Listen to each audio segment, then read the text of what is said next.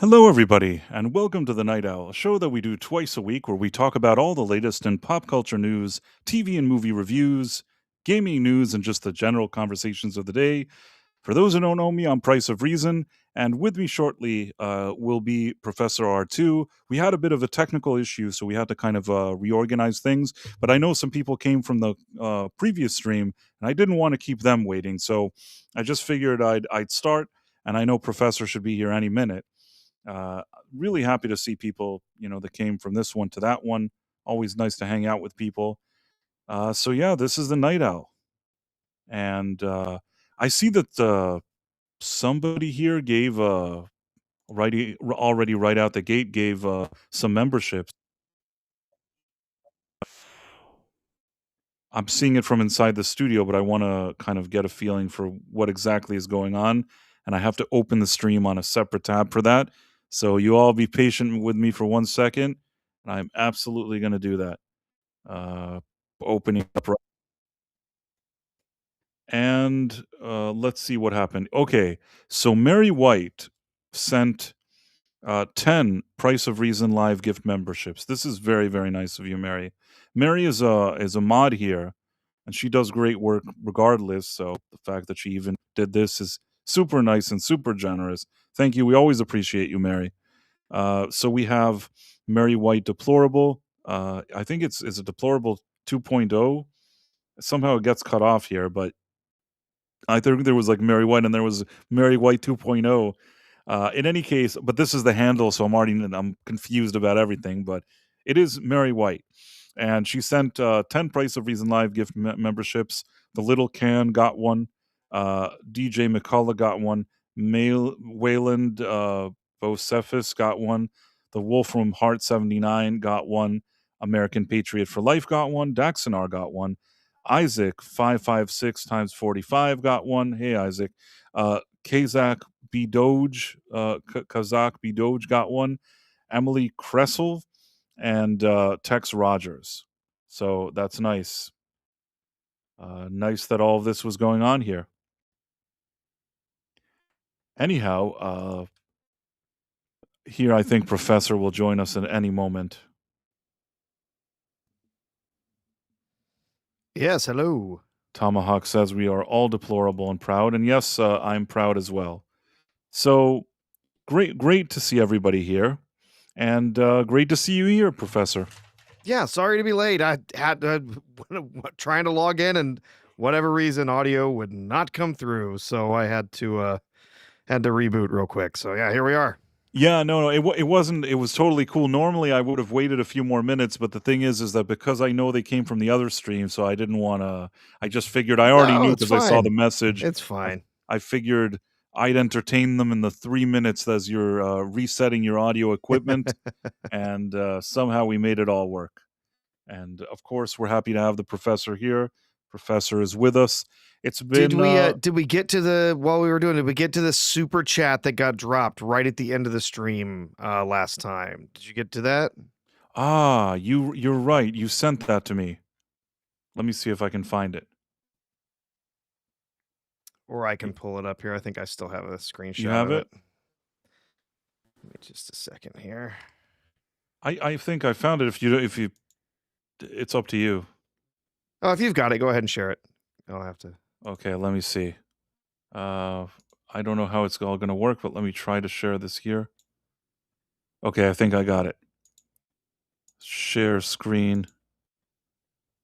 And then we have this. And I'll do presentation mode. Isaac XYZ gave a $5 Rumble rant and said, "Oh, you need some money? At least you're not shilling some snake oil shit." Sorry, Sean. But I didn't do it. I'm just, reading whatever. Hey, Jonathan Hey, Conroy. he paid you to read it, sir. So you'd better read it. That's the law. Exactly. No, I did. Darren M and Jonathan Conroy. Nice to see you all here. Tomahawk, of course. Marla Sharondoff. Nice to see everybody here. So yeah, definitely, I appreciate it. Professor is right. This came in right as we were I think, click the button to end. That same second, this thing came in. So Isaac, if you're listening, sorry about that, but here you go. Professor said, "You got to do it next time, the second we start," and he held me to that. So we Yeah, definitely did don't want to that. leave anybody hanging. We appreciate the support, absolutely, and yeah, we appreciate the support from that super chat. So 100%, 100%. yeah, And yeah, I guess well, we have some stuff. The DS9 sucks. Sorry, Dutch Gradient. You stuff. know what? Yeah, do you know? Yeah, Dutch Grady. I get it. I have I have some friends, people who I know, big Star Trek fans, who have similar feelings about Deep Space Nine. I'm guessing from your comments, it has to do with some of the rumors and implications that Deep Space Nine was stolen from J. Michael Straczynski, from his original show Bible and stuff that he had shopped at Paramount. I get it. I get some of that stuff. At the same time, I think DS9 has plenty of its own elements that it does really well. I totally get some of the similarities. I also, like I said, have friends that have gone down this road of like, and this is the same, and that's the same, and they stole this, and I'm like, I 5 seasons in. I'm sorry, they don't have anything left to steal from Babylon 5 that was in that Bible. So it's after about the first 2 seasons, it's its own show. So Yeah, and people are yeah, saying it's better than Kurtzman Trek, and that's for sure. it's I, way I, better than Kurtzman Trek for I, sure. I'll tell you this. I'll tell you this though. Initially, I guess I'm a creature of habit. I really liked as a kid. I watched all the episodes of the original series. It was in reruns and stuff, but I watched them, and I always loved like after school when they was shown. Loved that show. Then later on, at some point they had. It wasn't even too later on. It was almost at the same time, but they had the Next Generation. I initially was kind of wary about the Next Generation. The reason is that I was so excited about the original crew and like the original Star Trek and even the movies, which were coming out in those years in theater and things like that. That the second generation for me, the next generation, I'm like, this is just like some inferior I don't know. As a kid, I was already so sold on the original crew that it was hard to get me to really, be on board for the second one. Over time, though, I'd catch some episodes, and slowly it grew on me. Only later, years later, did I sit and do a proper rewatch and like watch all the episodes of the Next Generation. And I said to myself, you know what? I like this show. When it came to Deep Space Nine, similar situation. Back in the day when it came out, I did watch a few of the early episodes. I wasn't 100% on board. Again, it's sometimes hard to really draw you into a show. And I saw it, I'm like, I don't like Deep Space Nine. For years, I would say, not even for the reasons you said, not because somebody copied or not copied. I'd be like, I don't think I like that show. I don't like that show. And then much later, and this was significantly after The Next Generation, I ended up sitting and watching the whole show, like all the episodes. And I said, you know what? I do like Deep Space Nine. Enterprise wouldn't touch it, and that had Scott Bakula. I think maybe I saw one episode. I'm like, I don't know. And this had an actor that I really, really like, and I don't know for what reason why I initially kind of skipped over it. Ended up watching it, and this was maybe the last one that I watched, and more maybe 5 years ago, 6 years, whatever it was. I watched like Enterprise and ended up liking it. The only one that didn't manage to lure me in is Voyager. I watched one season, and I maybe that show gets better, but somehow it didn't win me over. So, and yeah, and at the end, Voyager, we're probably going to do that one too.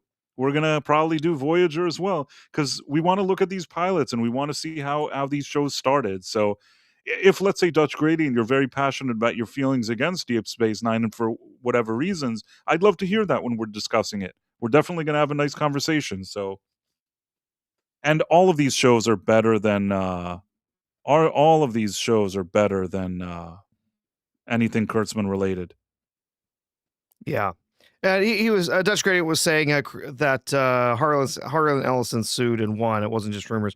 Harlan Ellison did sue and did win against Paramount, but it didn't have anything to do with Babylon 5. That had to do with the rights over his script for City on the Edge of Forever, and various other complaints that he had with the studio as well. And yes, he did end up winning that, and he went on and was able to take the original story that he had and republish that as a separate work. And so there was that. The stuff behind Babylon 5 never went to court. J. Michael Straczynski, who was the creator of Babylon 5, did make claims that he had in the late 80s taken his script and his Bible for the show to Paramount, that executives had seen it and that they passed on the show. And then several years later, they announced Deep Space Nine as their next show. Obviously, yes, there's parallels there. I don't doubt that potentially there was some cross contamination in the executives. I don't think that the writers of the show were looking at Straczynski's show Bible and pulling stuff from it consistently. I think a lot of the original idea of the show, perhaps, but again, J. Michael Straczynski never brought a suit against Paramount. And many years later, he did actually, say, well, it's, bygones be bygones. I made the show I wanted to make. They made their show, whatever. So, again, I'm not saying that there was never any kind of animosity there and that there wasn't anything that was stolen. I think it's entirely possible that, especially at the executive level, potentially even with Rick Berman, that yes, some of that material was known, it was seen, and gave them a starting point to, for DS9, and they did take some of those ideas. But I don't think that continued consistently for very long in the show, and I don't think the writers were looking at the show Bible either.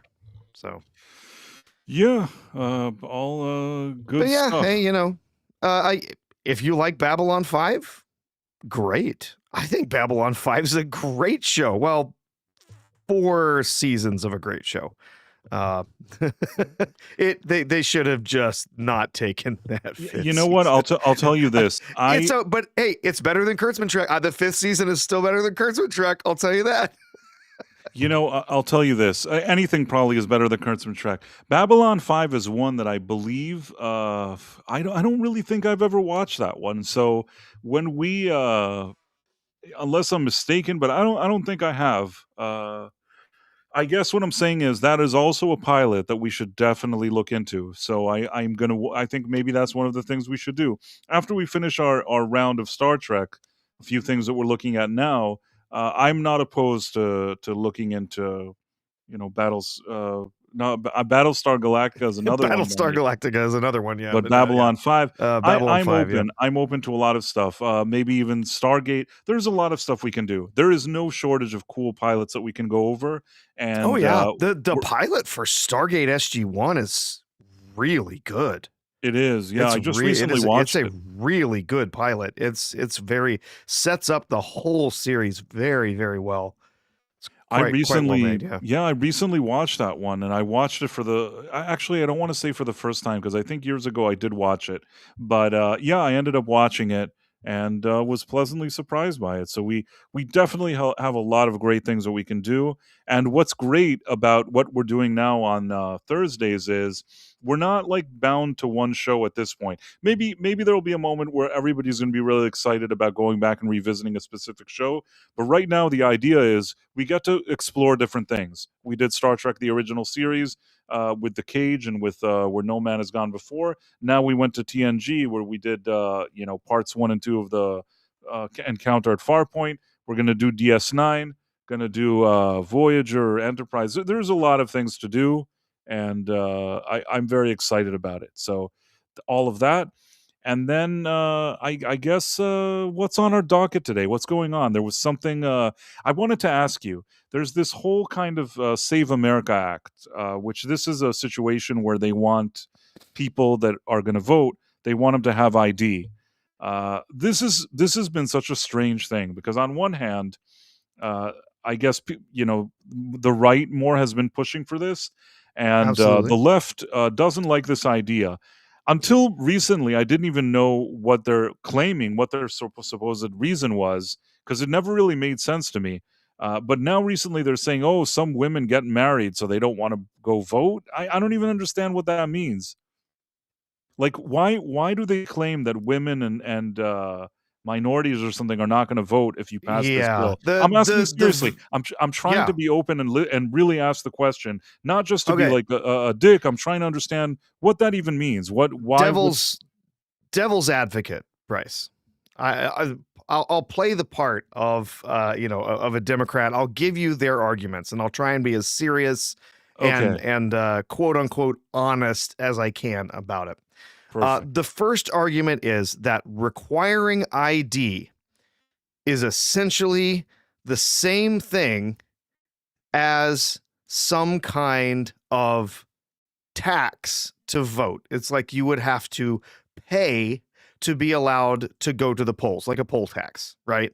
So you have to pay to get an ID. So then it's essentially a poll tax. That is one of the arguments that they are making with a straight face, saying it's a poll tax if you have to, have an ID. They are saying that it is an undue burden on voters to be told they have to have some kind of way to prove their citizenship, prove that they have a photo government ID or as numerous other documentation to prove their citizenship in order to vote. They're saying that this is essentially going back to as they have said themselves, Jim Crow laws that would somehow make it put people at disadvantage to go to the polls. That now that this is an undue burden on certain voters to be able to exercise their right to vote. They also will claim with the thing about women, right? Saying that this is, against women. They're saying that now this is an undue burden on women because women who would get married and change their names now have hurdles to jump through to change their registration and change their IDs, change their social security numbers and all that, change all of those records with their names legally. And that now you might prevent a woman from voting because she's jumping through the hoops of changing her name legally in these various different systems. So they're saying it is creating an undue burden on, a variety of different people in different areas. Specifically, they often call out minorities like the Black community, saying that is something that they, that apparently those people have difficulty getting IDs or can't afford them or whatever. Again, the thing with women saying, it's an undue burden because they might change their names if they get married, and now it's a whole thing for them to, change their documentation, whatever. So there's a number of these arguments that have been brought up numerous times saying that this in some way is breaching the ability of someone to freely vote in an election. Okay, that is those are the arguments they have genuinely put forward. And what do you say to something like that? What do you think? If you need an ID to get on welfare,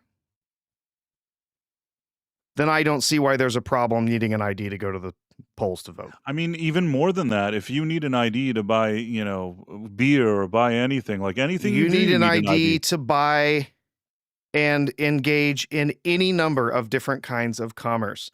I think it is disingenuous and absolutely insulting to say that the Black community or the Latino community or any of these other minorities are somehow either too stupid, too lazy, or too poor to get identification. I think this is insanity. This is absurd, right? None of those things are legitimate complaints. If you want to put in some kind of extra rule in here to say, okay, if we're going to do this, then every single state has to offer some kind of legal ID for free if someone requests it for free so that they can vote, then do it. Put that into the law. Make that part of what we're doing here to say, all right, well, now we're just going to require that every state have a program, which many states already do, by the way, Price.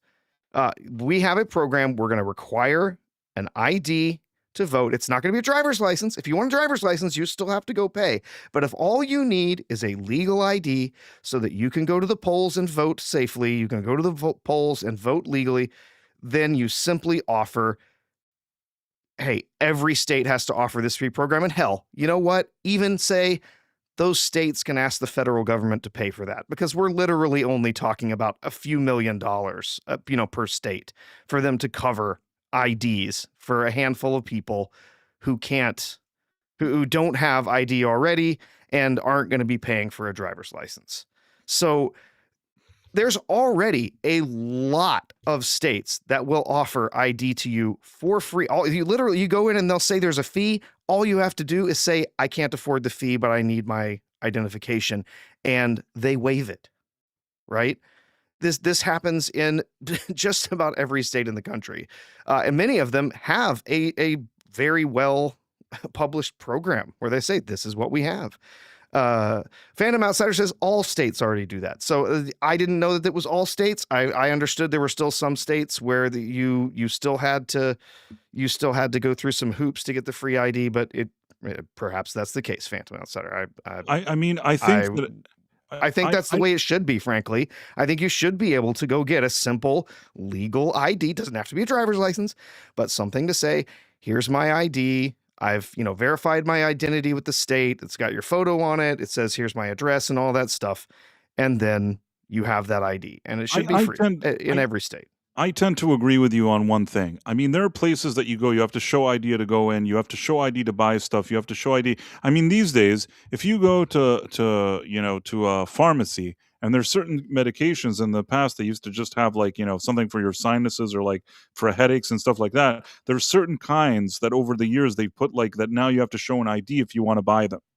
Because yeah, of I guess course. because some people did bad faith things with them and didn't mix. I had to buy some Sudafed because I've had a cold. Right. I had to show them my ID. Not only did I have to show it to them, I had to let them scan my ID into their system, and I had to sign a little waiver to be allowed to buy a decongestant, right? Then this is all over the place. I had to show ID a few months ago because I bought a bucket of paint. Right. Like, are you gonna huff this paint? You got to show us an ID to make sure you're old enough to buy paint. So cigarettes, alcohol, all these things Yeah. they want. You want to go into places, a lot of places you need to show ID. Then you have even let's say if people like weed or whatever it is, got to show ID. So basically almost everything. I think that to say that you could just be a citizen walking around and having like a regular life and to not have ID sounds absurd to me. I'm going to say something now that's going to sound very bad, okay? I'm going to say something that's going to sound very bad. If you're the type of person that you don't have an ID and you don't plan to get one, you're probably not the kind of person that's going to go vote. Mm-hmm. Do you get what I'm trying to say? If you're the type of guy that you're just like, fuck it. Sorry, Sean. Fuck it. I don't need no ID. I'm not going to get one. I don't give a shit. If you're that type of person, you're probably not showing up to vote. You know what I'm saying? Like any person that just is just a regular person in society, if they don't have that, there are so many things that they can't do. And it's hard for me to believe that there's a large population of people that don't need an ID, never show it anywhere, don't need it for anything, but the only day of the year that they need to do something that you would have otherwise needed ID, but in this case, they're getting they're getting free access even without the ID is voting. You know what I mean? It's like if you don't give a shit about the ID, you're not going to give a shit about the voting. That's my opinion. Yeah. And the truth is that, as I said, we've got all these different groups that they keep saying, oh, well, it's an undue burden to them to have an ID. There's so many places in their lives to be able to engage in any number of different types of commerce. They have to have an ID in order to, buy certain things or go certain places, get on a plane, get into a concert. They have to have ID to show that, who they are. There's all kinds of things like this that are, so in many different ways, the very idea that these people can't get an ID, that this is too much of a burden for them to have this is ridiculous. Another thing that is also patently absurd is the idea that this is some sort of breach of our freedom to vote in an election. Do you know how many European countries have voter ID and have had voter ID for years?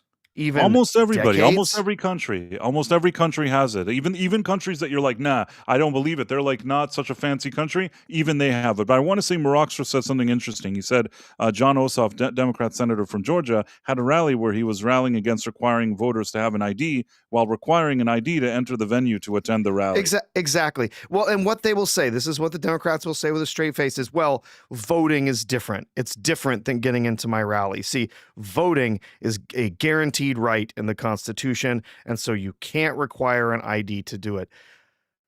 In Europe, 46 of 47 countries require some form of voter ID.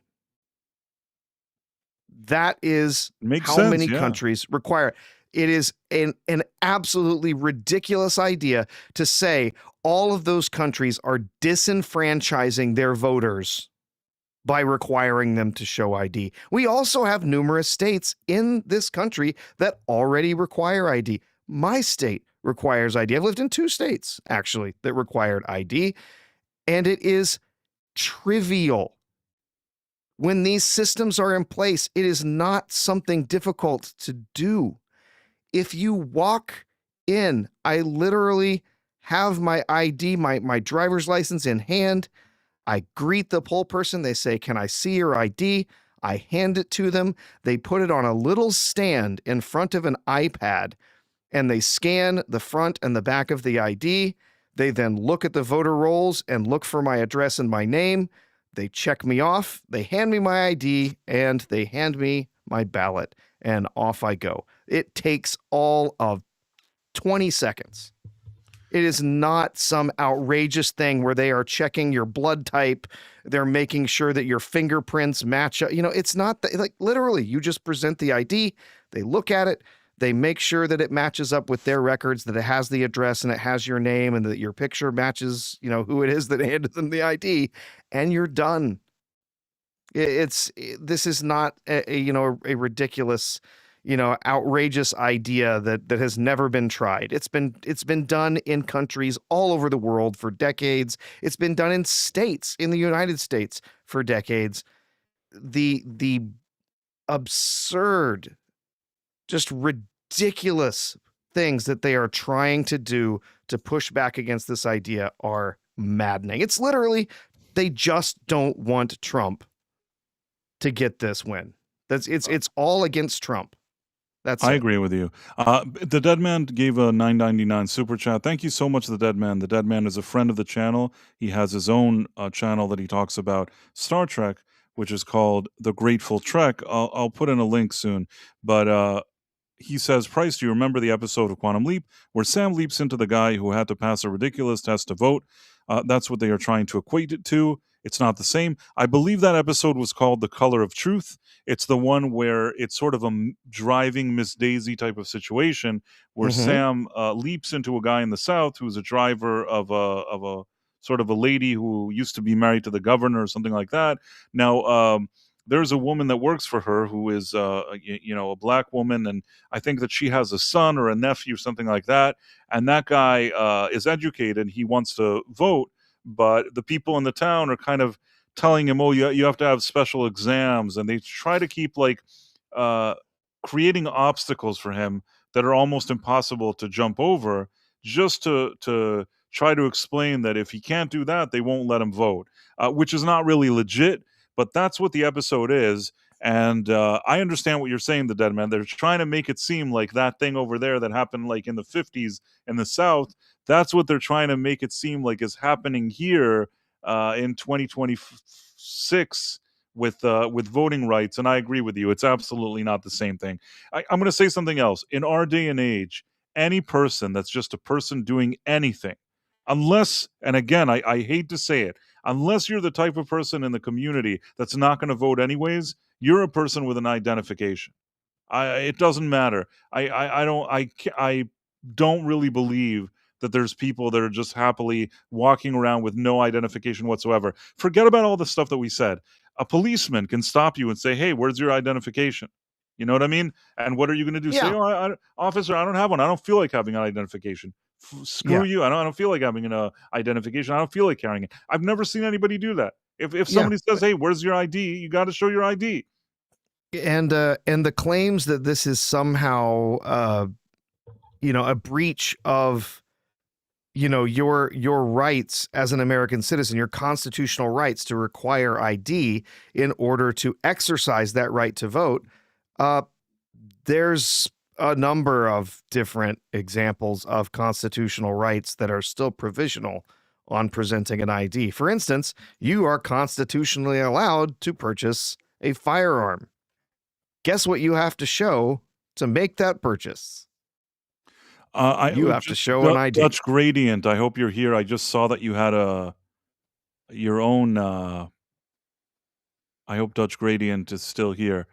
I just saw your thing. Six says you don't have to show your ID to a cop. I don't know. I think somebody has once asked me for ID somewhere, and then I just show it. I But mean, if you literally don't have it, and I actually I have a cousin that was in this situation. They took their dog for a walk, right? And they ended up in a situation where their dog got in a fight with another dog. Person called the cops, whatever. They're like, "I need to see your ID." It's like, I literally don't have my ID. I just took my dog for a walk. Like, I can't give you my ID. I don't have it. So, these situations do happen, but yeah, you are correct. You technically, if you don't want to show them your ID, you don't have to. You might piss them off, and get and arrested. Yeah. they might detain you. Right. It's entirely possible because that's suspicious behavior. It does happen, but no, technically, yeah. Dutch Gradient for $5. I'm sorry I missed this. You sent yours before the dead man. You write, of course, the left don't want the Save Act. It's harder to cheat when you require ID, and requiring citizenship on the census is unfair. Um, yeah, I mean, I can't really argue with what you're saying. I do have a question for you though, Professor, because they passed the thing in the House, but now they have to pass it in the Senate. And it's very strange that one of the reasons it's not going to get passed is actually because of these kind of Republican senators that don't feel like approving this. And I don't really understand it. What's the incentive of the Republican senators that are holdouts? Like, why do they think it's a good idea not to approve this? Well, as it is right now, I believe there's 38 Republicans, 39 Republicans in the Senate who have signed on to the bill saying they will support it. There's 10 more, who have essentially said, absolutely, we are going to support it. I do believe they right now have like 49 guaranteed votes for this.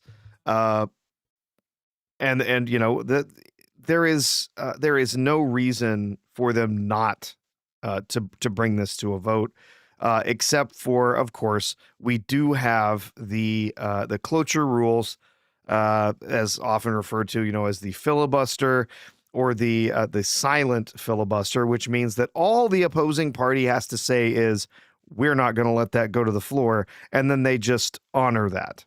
Right. That has been the rules since 76. They've had this rule there, where before that, the filibuster rules, they had changed a few times, but essentially the filibuster required a standing filibuster. It required someone, if they did not want a bill to go to a vote, they had to physically stand, talk, and hold the floor to prevent that from going to a Yeah, vote. didn't And Strom Thurmond or whatever stand there for like 70 days and like pee on himself? Sorry, you know what I'm trying to say. it wasn't that long, but yeah, there were some things that had happened. Of course, famously, Perhaps the I didn't explain it filibuster. well, but you know what I'm trying to say. Yeah. Famously, the standing filibuster was shown in the film. Mr. Smith Goes to Washington. Yeah, But explain it where to me. How did he go to the bathroom? What did he do? I don't know. I'd have to look it up. In Mr. Smith Goes to Washington, he doesn't stand there for 7 days and not pee on himself or anything, right? I mean, I don't remember now, But but wasn't it? Was it yeah, Strom Thurmond that stood there for it days? I it don't. might have been. I don't remember. I could be wrong. I apologize if I said the pee thing and it was wrong, but I just No, remembered I don't something. remember. We'd have to look it up. But they got rid of the rules for the standing filibuster and have instead what's the cloture rules of the silent filibuster, essentially saying that they need 60 votes to move anything off of the floor and take a vote.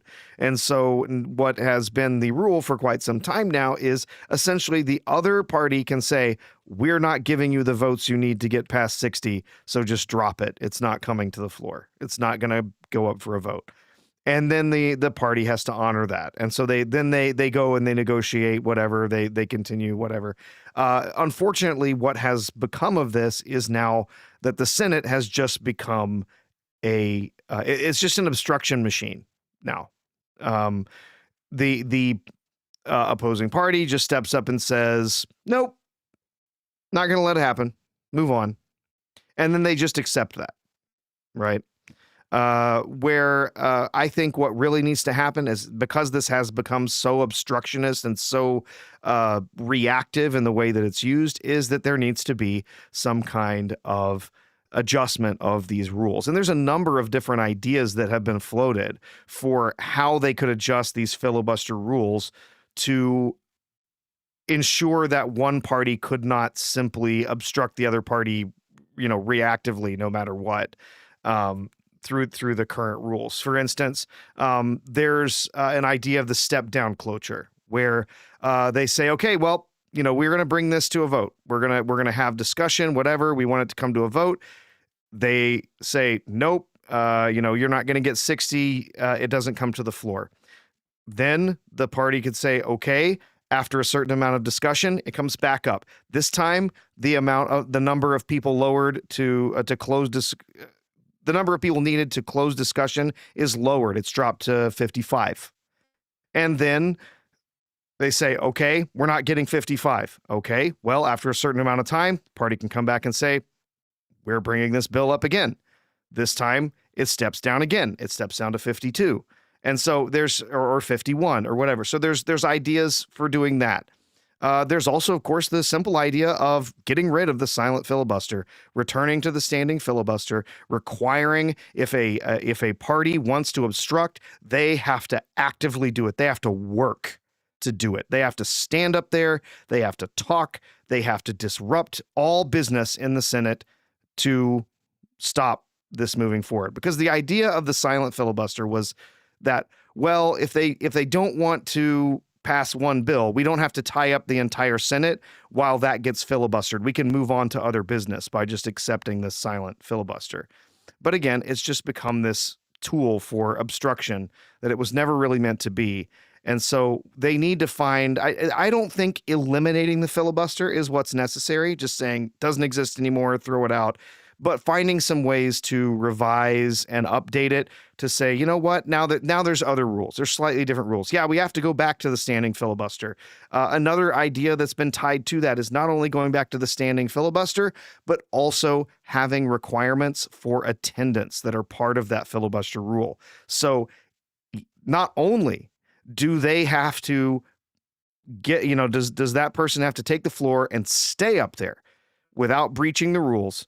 They have to stay up there during that filibuster, and there has to be a certain number of people in the chamber for that filibuster to be active. So that would mean that, the opposing party, the party that doesn't want to deal with the filibuster, they can all leave and they can start dropping that number of people who are present, meaning that the party that wants that filibuster to continue, they got to show up. Right? If they have to have, say, 40 people in the Senate for that filibuster to be allowed to continue, to be valid, then say it's the Democrats that are doing the filibuster, that, they've got somebody up there talking, and 40 of them have to be there in their seats at any given time, or else that filibuster is automatically concluded. What do you need to do? Like, what kind of support do you need to even change a rule like that? You don't need any support at all. The Senate is currently in charge. The Republicans are in charge of the Senate. They can modify the rules at any time. They can say, here's the new rules that we're operating under. There is, some technicalities and stuff like that that they have to go through. But essentially, if the Senate leader John Thune and his his whip and his team decided to step up and say, all right, we're modifying the rules. Here's the new rules. They can do that, and it's been done multiple different times before. There's been other places where they've removed the filibuster. You'll remember they removed the filibuster. Do not allow the filibuster for for judicial nominees. They took that out. They eliminated it because there was constant obstruction. They were not allowing judicial nominees to be approved, and it was causing major issues for certain presidents. Most often it Can they was just say Republican that for voter presidents. laws, they're not going to have a They could do filibuster? that. They could say that if they wanted to. They could say, you know what, this has to do with voter security. We're eliminating the filibuster, whatever. Again, I think something that would be more productive would be adjustments to the overall just rules and how they're held. All I And know is that yeah, soon, this again, I myself, I've always said this, and I always say it again. I consider myself more of like a middle of the road type of guy and all that stuff. But I will say this: uh, if they wanted to do something with this voter registration, or at least a moderate, but if they wanted to do something, they may not have control like they do now forever. If they don't do anything, it feels like there's so many things that they said they want to do, but they don't seem to be doing much of anything. Do you get what I'm saying? yeah, I mean, at the yeah, end, they're not going to be. There's going to be some midterms. There's going to be something, and they won't have uh, sort of the position that they have now to get things done. So if they're going to just exactly. squander that They whole time they frame and are not do anything, exactly. You're right. This is an opportunity, and a lot of people are saying you are squandering this opportunity. You currently have control. Yes, it means changing some of the rules, but if you don't, and you don't pass these voter rules, you don't pass the Save Act, there will never be another chance. That is what a lot of people have said. You will not get another chance to do this. There is a very real possibility that the Republicans will lose either the House or Senate, potentially both, later this year. And so it's very important that if they want to get something done, that they do it now. Uh, John Thune has a spaghetti noodle for a backbone. I don't think that he has any intention of changing the rules. It is going to have to be the people in his party, the Republicans, who are going to have to step up and tell him to, frankly, shit or get off the pot. Sorry, Sean. it's okay. Do this, or you will no longer be our leader in this party. Do it now. And they have a lot of support for this.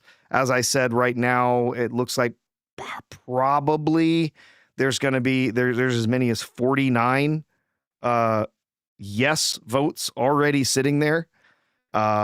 And they recent polling has shown that as much as 80 to 85% of the US population supports voter ID for federal elections. They I support think it only this. makes sense. It's not even see Exactly. the thing is as somebody that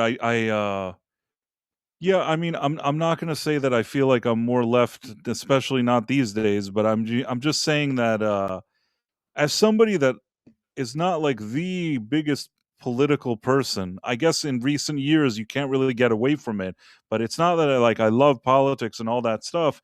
To me, it sounds like a no-brainer. Why would anybody? I don't care what party you're from. Why would there be elections without people showing voter ID? In every country, like you said, in almost every halfway decent country in the world, they require ID. Why in a place like America would they just be like, nah, forget about it. It's not important. It's super important. Absolutely.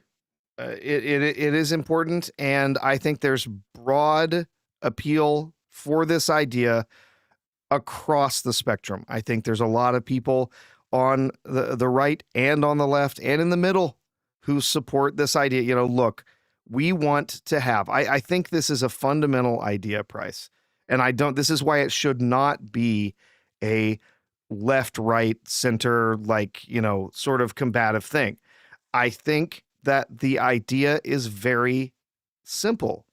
We want to rebuild voters' trust in these elections. We want to rebuild their trust that these are being handled properly. They're being handled legally, that there aren't people on the voter rolls who shouldn't be there, that they don't have illegals who are voting, or people voting twice, or people who are on the rolls who are dead who are voting, right?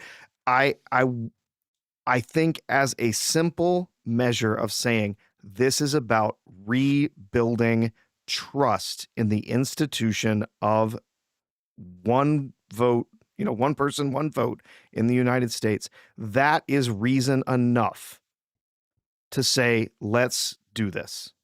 Well, we have a Right. few things going on at the same time. First of all, I highlighted from Phantom Outsider 6488. The Democrats are scared. If they do a mid-decade census, numbers say Democrats will never win again, as if illegals are not counted and they should not be, as natives were not counted until they were granted. I am always puzzled by this, that I also think that in addition to voter ID, and I'm saying this just as a common sense person, when they do this type of census, which is really important for how they do all that districting and zoning and all that stuff, I don't understand why they consider the people that are not citizens as part of the census. You know what I mean? It's a broad reading of the way that the census is taken and the law that established the census that simply says that they are counting the people in households. The reason for the broad language is very simple, Price. At the time, men were the only voters, but they were counting The women, not just men, but their wives and their children I see. as part of the census. That is the reason that the language is the way that it is. It was never intended to also give apportionment weight to illegals who were present in the country. If I they're see. here legally, yes. If they are here as a full resident, if they are citizens, all of those things, yes. Someone who is here illegally, no, they should not be counted in apportionment. That is, it is literally the reason. This is, if you go through all of these things, Price, and you think about it just logically, if a state can gain an advantage by having additional population, whether it's legal or illegal population in that state, they are gaining an advantage in apportionment, right? Right. They're gaining numbers, which allows them to gain more seats in the House. It allows them to gain more votes in the, when it comes down to actually, assigning those votes for presidential elections. So they're getting more electors, they're getting more, more of those numbers for that. And so they literally have an advantage. It's very They have sneaky. I don't know how they got to have this part. Yeah. yeah, they have an incentive, Price, to become a sanctuary state, which attracts illegals to the state so that they can then count those illegals in the census and gain political power for their state. It's a cycle, right? They are allowing this to be counted in the census. They are incentivized to invite legals through that system, through saying it's a sanctuary state, and then they gain additional votes. How It's do the that simple. Republicans And become that so gullible? they want to go along to get along, and a lot of them are Republicans or conservatives in name only, really. It's pretty frustrating. They claim that they are fiscally conservative and all of these stuff, but when it actually gets down to it, they've got just as many earmarks and they're taking just as much money from the government for their state as anybody else. It's kind of absurd. But yeah, these states are incentivized to allow illegals to come into the state, and then that in turn is quite literally disenfranchising legal voters in other states that are not sanctuary states and sanctuary cities, I because agree. they are getting more representation than they are supposed to have because of their illegal population. So I agree. I it's want to go. Sorry, go yeah, on. go ahead. Let's look at these. Let's look at the super Yeah, chats. that's what I was going to say. Dutch Gradient for $2. Thank you very much. Says if the Republicans don't end it now, the Democrats will. I think that's why I was telling you, Professor, that I as much as I want to not be involved politically, even I think that all of this, I don't get it. Like, no, there should be voter ID. I don't think that the census should count people that aren't citizens. I don't know what that says about me or what that makes me, but I don't understand why anybody would argue the other way about this stuff. And you're right, the Republicans, would have to do something about it. Then you have the dead man; they just want illegals to vote. That is very, very much a possibility. And Bubba Doom 1837 for $10. Thank you so much for that. Says, I'm about to go to bed. I see a thumb with my senator on it. I'll listen in the AM. Just be warned, don't trust Utah Republicans. Lee knew Biden was nuts, but didn't say anything until Tucker. I Oh see. yeah. The reason why he's on the thumb is because he's the one that sort of was supposedly pushing the bill. So that's why Lee is on the thumbnail. It's nice. I don't I didn't even know people recognized him. I'm like, "Oh, I'll just put him on the thumbnail. Maybe somebody'll know who he is." But yeah, hey, thanks, and I hope you have a good night. What do you have to say about it? What do you think about Lee? Oh yeah. Wishy-washy. Yeah. Um, Not one of the more principled leaders of the party, I would He's say. supposedly pushing Um, this bill, so I don't know. I mean, is he he not is supposed? he is one of the ones who is supporting and pushing for this. I give him the credit with that, right? I would for anybody. I'm not a big fan of Ted Cruz, but he is also pushing this bill. He is also, actively working to try and move the needle so that he can get the Republicans, he can get Leader Thune to try and push this forward, make changes to the filibuster, whatever is necessary to get this done. Um, Again, like I said, I'm not his biggest fan, but I appreciate the work that he's doing to try and get this. I do think this is a very, very important bill, right? I really do.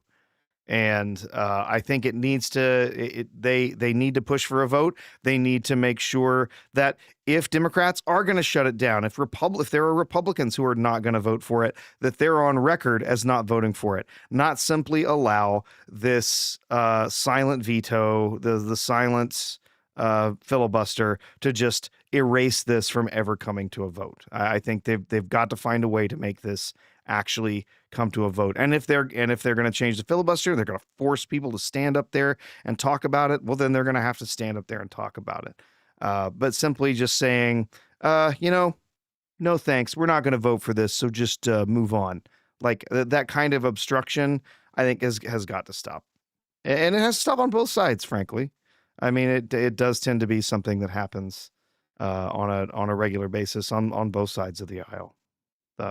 We need debate, we need discussion, we need to find common ground, and none of that is happening. It has become too No. polarized to allow that to take place anymore. Yeah, I tend to agree with you.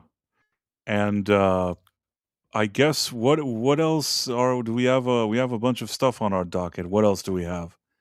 So we started Well, with let's see. Will Save America Act passed in Senate. We talked about that. Before we get to the Starfleet, let's look at the other stuff because that one's going to be exhausting. Yeah, Let's we'll talk about that one for a little while. Oh, you want to talk Spider-Noir? You want to jump to that one first? that one's a lighthearted one. Let's go with Spider Okay, Noir. we'll leave that. Okay. No, I'm saying let's do Oh no. Spider. Oh, go I'm ahead and do agreeing it. with Go you. ahead and do it. Yeah, yeah. Let's find the trailer. Where is it? Do you Yeah, have the trailer? it is on YouTube. I watched it on YouTube earlier today. Let's see if I There's can like two pull it up real versions. One is quick. this and one is that. I don't know what. Let's see. Should be in my Oh, wait, there's history. one thing I wanted to do. I'm Yeah. sharing this tab here. Actually, let me see if I can do this in a better way. Uh, I think I wanted to do it even better than I did. Okay, are you ready? Do it better than you did. Okay. This is the Dead Man's channel. It's called The Grateful Trek. I hope you guys are subscribed to it because he's doing good stuff with Star Trek, and you guys should check it out. So I'm going to even put it here. I'm going to put it in the chat in case anybody wants to look at it. Let's do that. I think I did it. So yeah, so I'm sharing it with people, showing you where it is. It's the Grateful Trek. And thank you, The Dead Man, for being a friend of the channel and everything that you do. We always appreciate it. It's also a cool channel name. I like the logo. I like everything. So you guys should go check it out. Yeah, and we got a gift in the chat. Oh, okay. Yeah, Hold on one second. from Karate Werewolf. Karate Werewolf, the man with the coolest screen name. Think he's a man. I think I once said it, and then he said, "Yes, I'm a man." So that's good to know. Let me find that and then share this tab instead. You have Karate Werewolf sent 5 Price of Reason Live gift memberships, and the people that benefited from it was Dutch Gradient. Thank you. Thank you, Karate Werewolf. Dagger 0374, Salt the Hamster, Jesus Davila 53, Badfoot. So you all got one. And I see that a few people have subbed also to the Dead Man, and that's cool. And do you happen to have the trailer? Oh yeah, I see it right here. So this is going to be that. All right. So yeah, this is the new trailer. This just earlier today. This was shown. This is going to be a series. It's not a film. It's not a movie. This is going to be a series from Amazon Prime, of course, starring Nicolas Cage. Oh, terrible, stupid music there at the end. What do you think, Price? Oh, Price stepped away. This is this really interesting preview for this show. Karate Werewolves on top of this is what I was going to say. It feels a bit like a Sin City. Obviously, it does have a noir feeling to it. Honestly, the black and white version of it is the one that I think is the one that's better. Argentum says, why would you watch this in color? Agreed, right? It's a noir. It needs to be in black and white. You want that dynamic, strong contrast of the light and the way that works in black and white. Obviously, they need to make good use of it. If it's not used well, then it's not going to look great. But I don't know. Right now with what's been showing, with what's there, then they I think right now what they're showing is a noir. It looks interesting, right? It does look like something I would be interested in. I'm not someone who hates Nick Cage. I'm also not someone who's Nick Cage's biggest fan. I think it's an interesting choice for that character. So far, I like what I'm seeing there. It does look like something interesting and worthwhile. I don't know. Price, what did you think about the trailer for Spider-Man Noir? And it's like a lot of people are saying in the chat, the second that you have Nick Cage in it, I'm at least curious to see what it's going to be. I feel like there's potential to do something fun here, and I'm really, really hoping it'll be good. I'm going into this really, really hopeful. I didn't see something in the trailer that I thought was offensively bad. I could be wrong. You know, you start watching it, and then like seven ladies walk out and bark at everybody and things like that, and like all the men like apologize. It didn't look like that. This looked like something that was going to be fun. I really hope it is. And just to also clarify, it's not that I don't like seeing ladies on a show, and I don't even care if the ladies are like cool or like competent and things like that. It's just like this kind of trope that we've gotten over the past like 5, 7, 8, 9 years, where every time you see a man on the screen, there's some women there like telling him what to do, and he keeps like bowing down and saying he's sorry. Just that I'm tired of. You know what I mean? Yeah. Yeah. So I hope it's Sorry. nothing like that. But if they can steer away from that and Yeah. just create something fun, I think there's something that there's potential. I think no. I think there's potential. I do. I don't think this is something that Amazon cares a lot about. Do you know what I mean? And I think that's good. Right. I think that this maybe flying under their radar could be a really good thing. I want that to be the case. I want it to not to be on their, creative executives radar so that they can just make the show they want to make and they can let Nick Cage off the leash, let him be serious, let him be crazy. Let's do it. Let's have some fun with this. I want this to be interesting and fun. I want it to be a noir detective story. I wanted to have a little bit of fun stuff with the spider powers and stuff as he starts to learn what those mean for him and stuff. It's just it is Amazon. I always have to be a little suspicious when it's Amazon.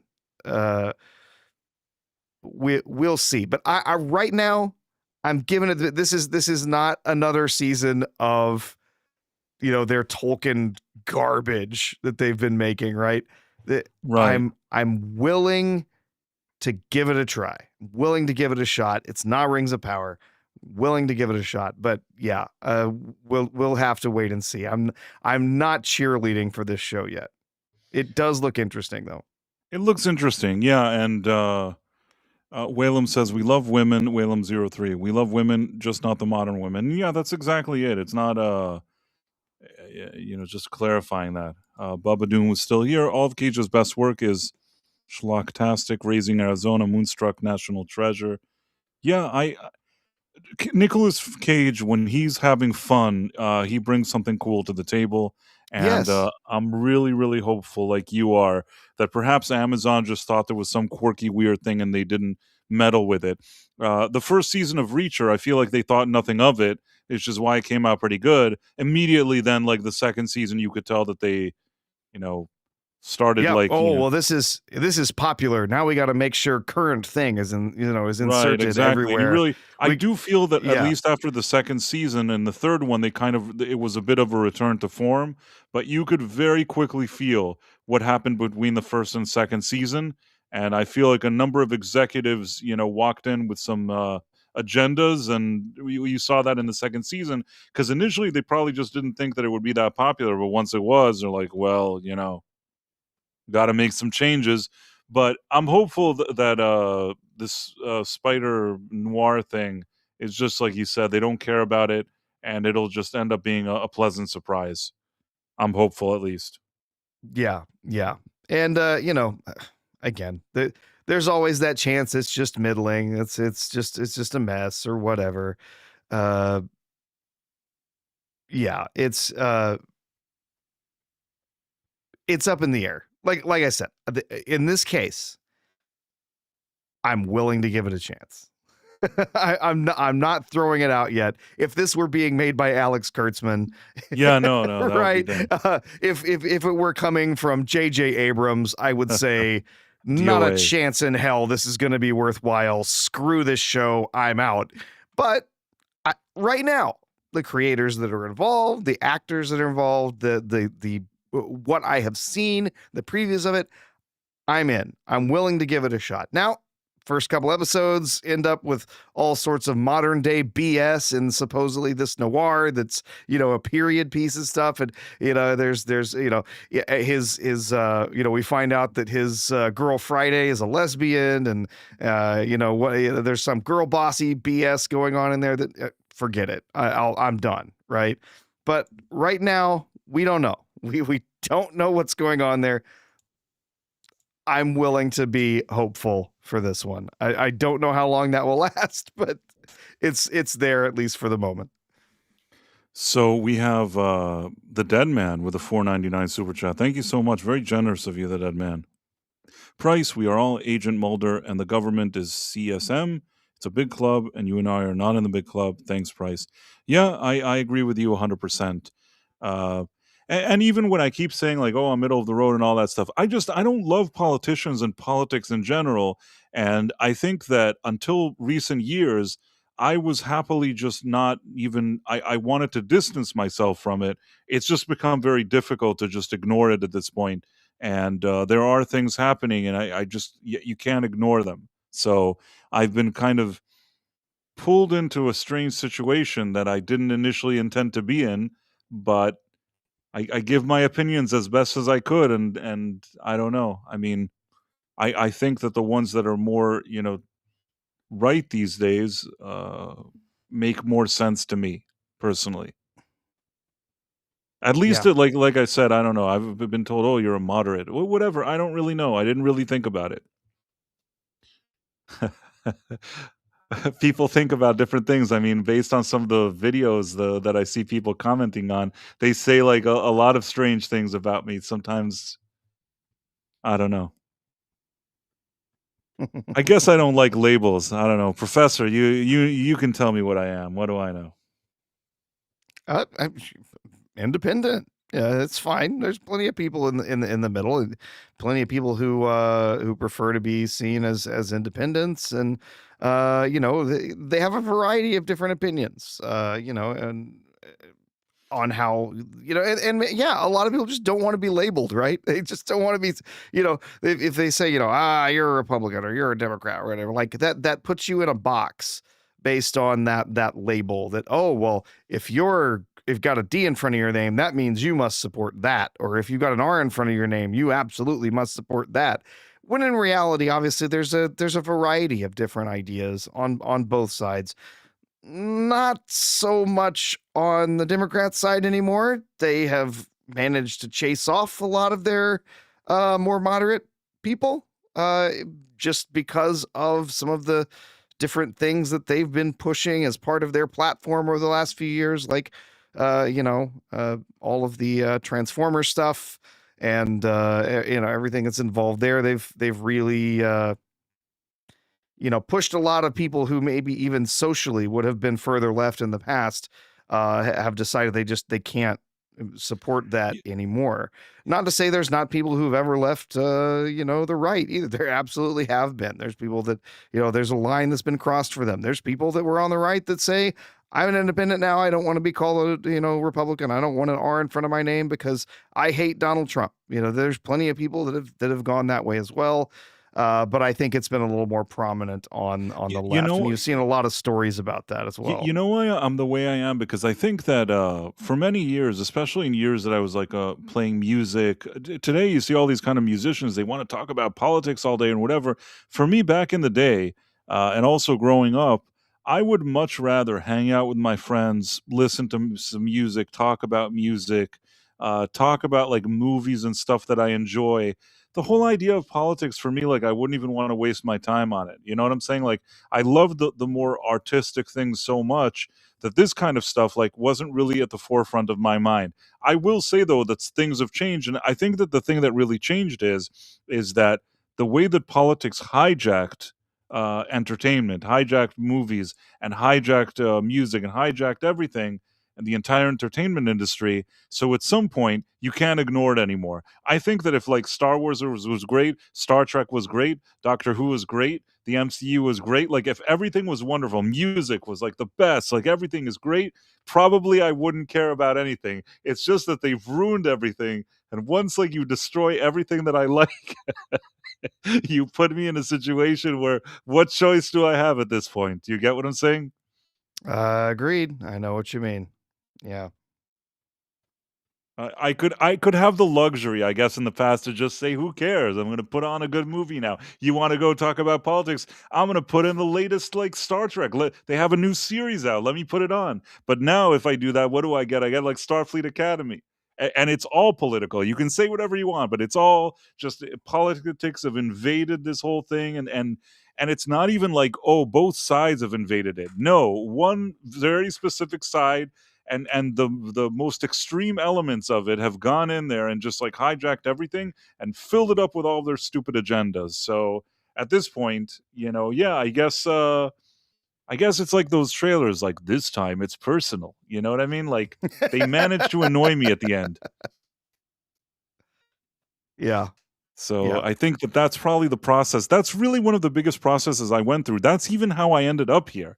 Like the whole thing is, I didn't even intend ever to do whatever we're doing now. This wasn't my initial plan. I just went to Twitter after seeing like The Last Jedi, and I felt that something was wrong because I couldn't understand why the media and the critics supposedly liked The Last Jedi, and me thinking of the movie kept making me sad, and I don't know why. I do know why, but I felt so disappointed, and I just went online and I said, it can't be that people think this movie is good. And I think that that's it. That's initially in the earlier years, I would just sit on Twitter, I would just write some stuff. I had that Twitter account. I would not, it's a strange path and road that, I ended up here. But Mm-hmm.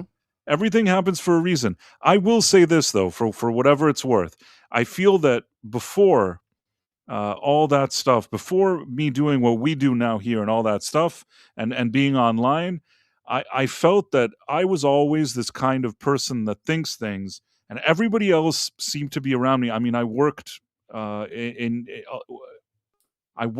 entertainment in different situations, but even before that in life, I always felt that everybody around me didn't understand me, that like they're all one way and I'm another way. And then I don't know, the one good thing that happened to me is that I met a lot of like minded people. I don't know what that says about me, but suddenly I found myself talking to people that sort of understood me. Like, I don't have to pretend I don't have to pretend that I'm not me. Not that I was ever good at pretending that I was not me. That's probably why people got annoyed at me to begin with. But I don't have to even okay, let me word it this way. I don't have to pretend that I'm someone else, which I didn't really do before, but me acting like myself is relatively well received. Do you get what I'm trying to say? Mm-hmm. Yeah. Like, Yeah. I found It myself in situations, not with what we're doing now, that I'd go to places and my thoughts and my opinions were not well received. Like, everybody else were part of that whole whatever they do, and I was different than them. I don't know if I'm explaining myself well. No, no. I know what you mean. Yeah, just kind of feel like you're operating on at a different level, or communicating in a way where like you're not getting through to other people. Maybe It's part worse of than it. that. It's that all the people around me were people that were like-minded people that I must have disagreed with on everything, but I was the odd man out. You know what I'm saying? And it Yeah, seemingly okay, there I got you. Yeah, I seemingly same thing here, Price. So remember, I work in academia. So right. So I would think something and everybody would look at me and everything I said, everybody would look at me. And I'm always like, oh, I guess what I'm saying. No, I still believed what I said and I felt comfortable with what I was saying. But it's sort of like it's kind of depressing to always be around people that think that they know so well or act like they do or all this other stuff when in fact I believe that in many cases I knew better than them and that they were dumb and somehow it's as if there was a conspiracy that like all these stupid people all agree with each other, so somehow I'm the odd man out. But here here at the Night Owl Finally, we were able to create like a new united front of like we just say what we want and it's fine now, you know? That's why Price is really here every Tuesday and Thursday, is just so he can talk to someone else who doesn't think he's crazy. Yeah, exactly, exactly. And the fact that other people hanging out with us and they're sort of like-minded and we're all kind of hanging out and enjoying the conversation, I do enjoy that. It's just I don't know. So even though The Last Jedi was terrible in some odd way, at the end, something maybe good happened eventually. hmm Uh, Tomahawk says, "You're not very political in your workplace, are you?" Lol. Uh, no. No. On occasion, I have a few people who I know who are a little more like-minded.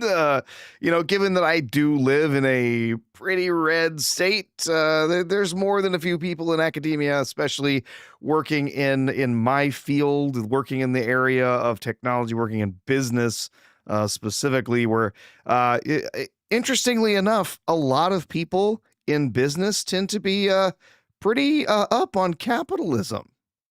Might be surprised that a lot of them support capitalism, but so there tends to be a few more people in the business area of academia who are far more uh, accepting and they're okay with certain conservative values, shall we say. The but no, I obviously not. I don't, and honestly, I don't think it's my place to get political at work. Frankly, I think as an academic, as a teacher, it's my job to be the best teacher that I can be for every student in my classroom. And I have no intention of trying to alienate any of them by bringing politics into the classroom or bringing it into my work. That's not the place for it. I know there's a lot of academics who think otherwise, who believe that it is their not only right, but somehow it is their uh, I don't even know what the word is it's required of them, right? To be political in that sphere and to influence students politically and so on. That's very common. But no, I don't think it's my place to bring that into my work, frankly. Yeah. I have a few super chats and I want to Yep, bring and them up. we got a Rumble rant as well, just now Oh, from okay. Kivo 1961. Okay, let's start. Oh, Kivo 1961. I feel like I haven't seen you in a minute. All Yeah. crazy liberals are burning down their cities this time of night instead of listening to the night owl. They should. They should listen to the night owl. More than a few of them are actually, yes, unfortunately. And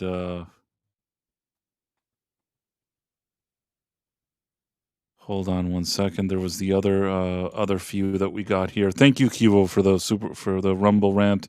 Hope to see you more. I feel like I hadn't seen him in a while. Yeah. It could be just me, but let's see for a second. Yeah, absolutely. So, Karate Werewolf, $2 says, has Nicolas Cage been in anything woke? Not especially. Not I can't think of something terribly woke that he was in. Not really. I don't know. I can't nothing's really coming to mind. You know what's funny? Although this was him not being in something woke.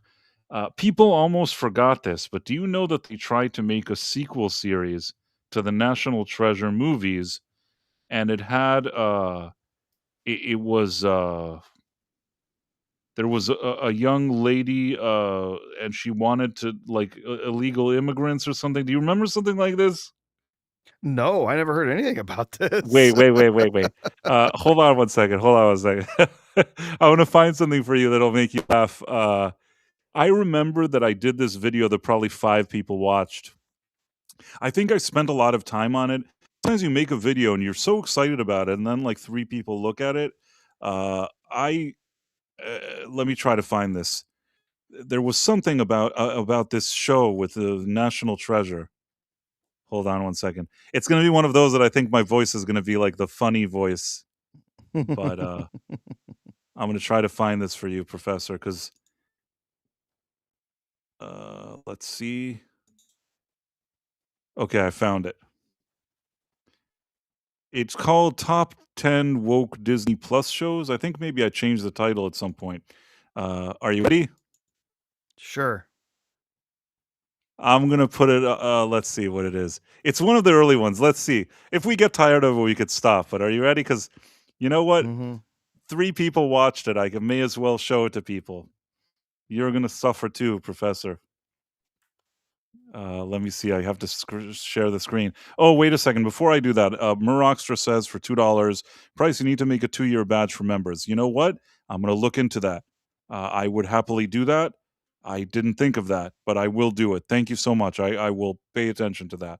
And now let me find, where is that video? Are you prepared to suffer, Professor? Well, we're gonna suffer in a few minutes anyway, so bring it on. Okay. In 2019, Disney launched its own streaming service, Disney Plus. Could you hear At it? the time, Disney believed that since they had owned so many franchises, that they could easily utilize them to create new shows that would attract subscribers. And while on paper, it may have sounded like a good idea at the time, unfortunately for Disney, most of their shows ended up being major stinkers. In this video, we're going to be looking at the top 10 biggest Disney flops on Disney Plus. Number 10. Doogie Kamealoha, MD. Remember Doogie Howser, the successful early 90s show starring Neil Patrick Harris as a young genius doctor? I remember. Have you ever wondered what would happen if they remade Doogie Howser but with a more diverse and gender-swapped protagonist?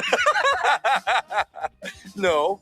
Well, in 2021, Disney did just that with their Disney Plus show, Doogie Kamealoha, MD, and although they were sure that this was an amazing new creative direction for the IP, there was just one tiny problem. Nobody watched it, and it was cancelled after 2 seasons. Number 9. National Treasure, Edge of History. Remember National Treasure? The successful film series about a patriotic and adventurous archaeologist played by Nicolas Cage? Yeah, I think I remember. Have you ever wondered what would happen if they made a sequel series to those successful movies but without Nicolas Cage? The heck do you mean? Well, Disney did. So in 2022, they replaced Nicolas Cage with a younger and more diverse female actress and released National Treasure: Edge of History. In addition, the show also served as social justice propaganda dealing with U.S. immigration policies. Needless to say, with its heavy-handed messaging and without Nicolas Cage, viewership for this show was low, and after its first season, the series was quietly cancelled and then swept under the carpet. Number 8. Mighty Ducks, Game Changers. Remember all Mighty of these, Ducks? Professor? Oh God, I saw this. Emilio Estevez as lawyer-turned-kids hockey coach Gordon Bombay? Yes, yes.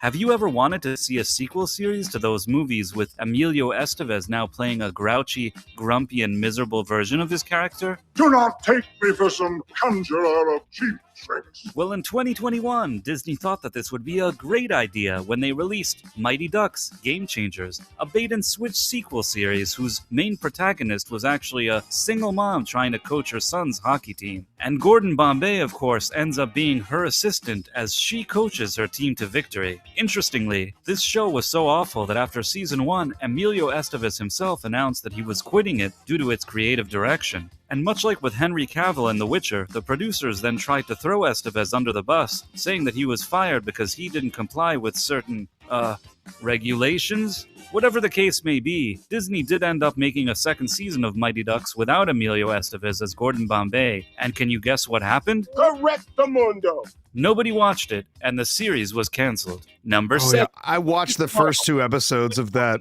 Marvel, Mighty Ducks show. now owned by Disney, introduced Kamala Khan as the First fourth 2 version episodes. of Miss Marvel, a Yep. comic book character that has never been extremely popular to begin with. And even though sales for Miss Marvel's comics have always been weak, Disney and Marvel president Kevin Feige just couldn't pass up an opportunity to turn this failing comic into a Disney Plus series for whatever reasons. And while the Access Media was more than happy to support this show by inexplicably giving it Sopranos-level scores, there was just one problem. The show's viewership ratings were especially low. While many would agree that actress Iman Vellani was likable enough in the main role, the show itself was poorly written, cringy, and dumb. And much like its unpopular comic book counterpart, to date, Miss Marvel on Disney Plus is considered one of the least viewed MCU shows on the platform. So if nothing else, at least its failure is consistent. Number 6. Secret Invasion. After several terrible MCU shows that lean too heavily into modern-day politics watched and this whole agendas, thing. This was 2023's a Secret nightmare. Invasion was billed as a more mature MCU show with aliens and espionage, starring Samuel L. Jackson as Nick Fury. And while prior to this show, Jackson had always been generally well-liked in his role as Nick Fury, once again Disney used this opportunity to diminish an established male character and make him look miserable and incompetent while boosting the female characters around him. In addition, on this show it turned out that for years he was secretly married to an alien for some reason, and that Rhodey had somehow been a female Skrull since Captain America Civil War. Unsurprisingly, due to its lack of popularity with pretty much everybody, Secret Invasion is considered one of Disney's biggest streaming failures within an already lengthy list of failures. And by the time it aired its final episode, it was considered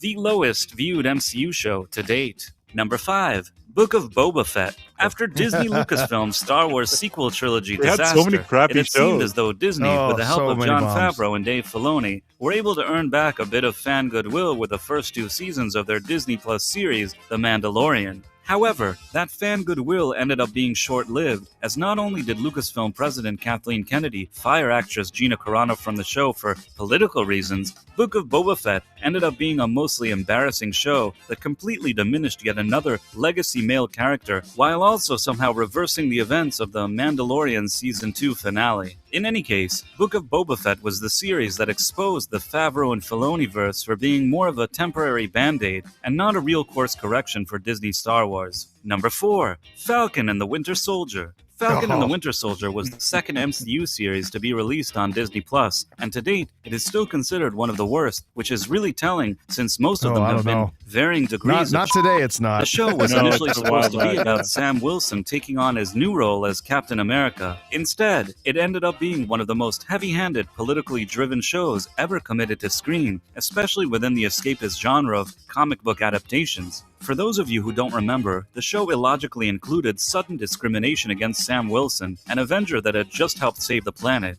In addition to its heavy-handed 2020 social justice themes, girl bosses, and a touch of socialism, the only thing this show is mainly remembered for today is a cringeworthy lecture about skin color that Falcon gives to senators in the show's, climax? You've got to do better, Senator. You've got to step up. Number 3.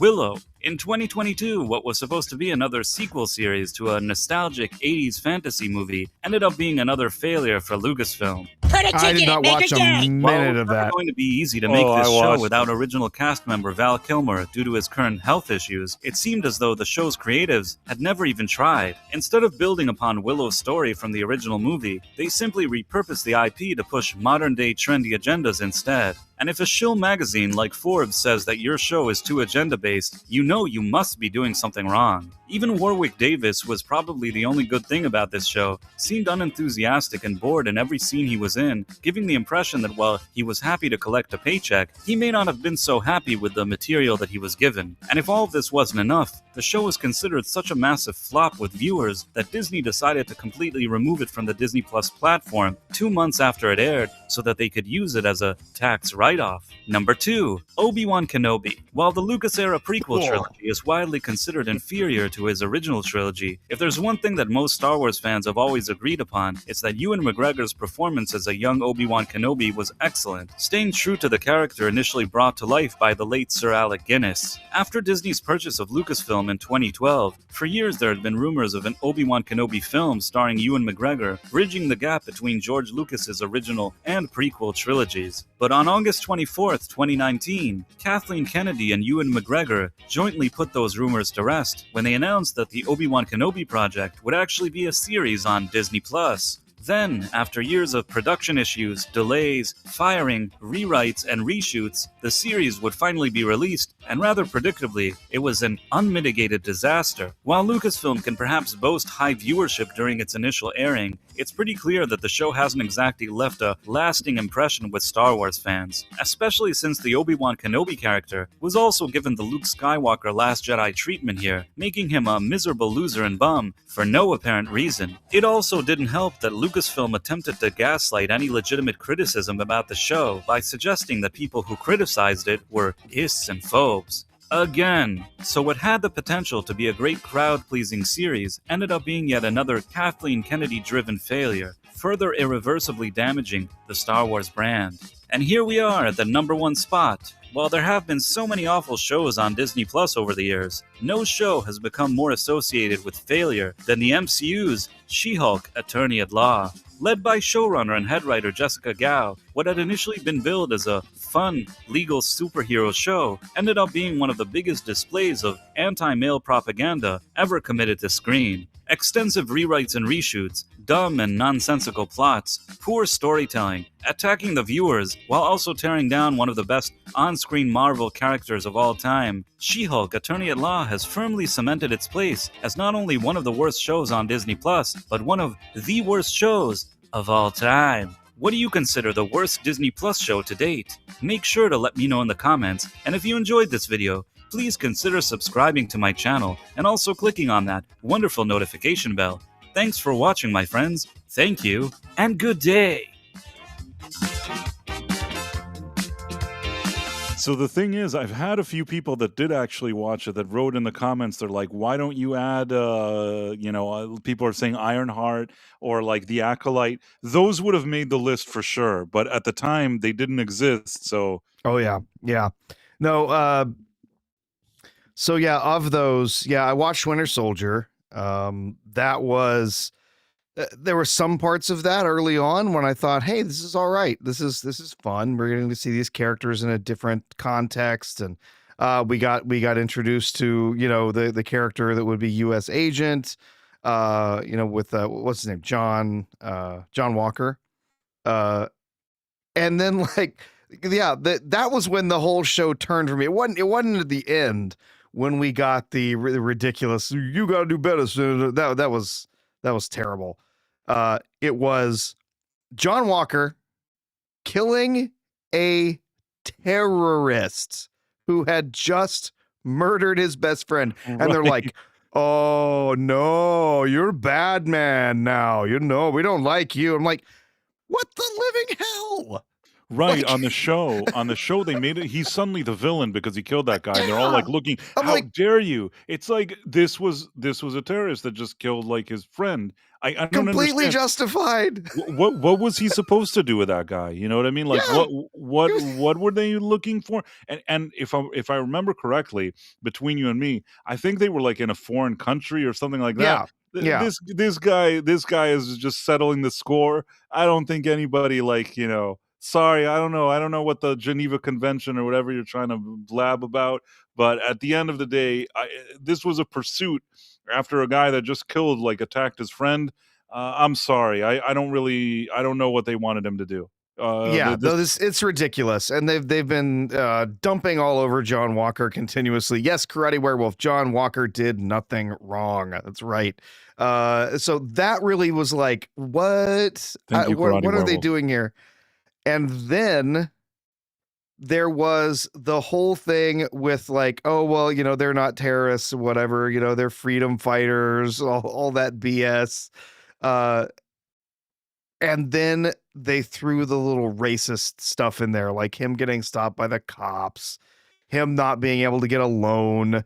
And I'm just like, okay, I'm done. This is really terrible. I watched through the rest of the series, but I knew exactly where they were going with it. It was such a mess. It was terrible. The Mighty Ducks one, I had not seen the National Treasure one. I wasn't a big fan of the National Treasure films to begin with. So the first one I enjoyed okay. The second one, I don't even remember what happens. I just kind of checked out of it. The series I did not see. I did see a couple episodes of that Mighty Ducks one because I love that original film. It really is a really great kids film. It's kind of sort of a remake of Bad News Bears, on ice. but it worked well, and it had good characters. It had some fun story. It was a great kids movie. I really enjoyed that one. It's kind of a classic, and so I was like, oh look, they're gonna try and do something with this. Try to update it as a series with a new thing. And oh man, yeah, 2 episodes in.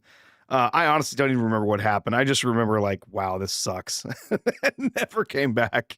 No, the thing is, I gave it a little more time because here's what I thought. I was so stupid. I actually, you know what? I wasn't stupid. I already knew because of The Last Jedi, so I knew it would be crappy.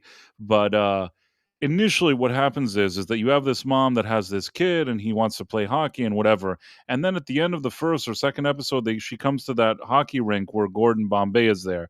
Now, already I had issues because initially Gordon Bombay was like this hotshot lawyer. And because he did some stupid things, he wanted to kind of repair his image. So he's going to like, fine, I'll coach these snotty kids that I don't care about. But at the end, he actually ends up liking, the whole idea and bonding with them. And then he becomes the coach and all that stuff. I like the story. And in this case, suddenly they had him. He owns a hockey rink and he's a bum. It's like, well, he was a lawyer. How did he become an owner of a hockey rink that's a bum? You know what I mean? It doesn't Yeah. suit the character that we got to know. He was No, more it of didn't this work kind at of all. ambitious. What'd you say? It didn't work at all. No, Yeah, you're right. he was like this kind of ambitious winner guy. Why would he now be like, it's a Luke Skywalker Last Jedi situation. Why would he be in this ring? No, I had a bad feeling about it, but I said, okay, they could do one thing. This mom is like, I don't know what to do. Only you can help me. Initially in the first episodes, I'm like, okay, he's going to step in. He's going to be the coach and he's going to coach them to victory. And then like he comes back and he's like a winner again. So let me see this kind of underdog story going to be a winner. And then I watch it, and it seems to be going in that direction initially until there's like a bait and switch.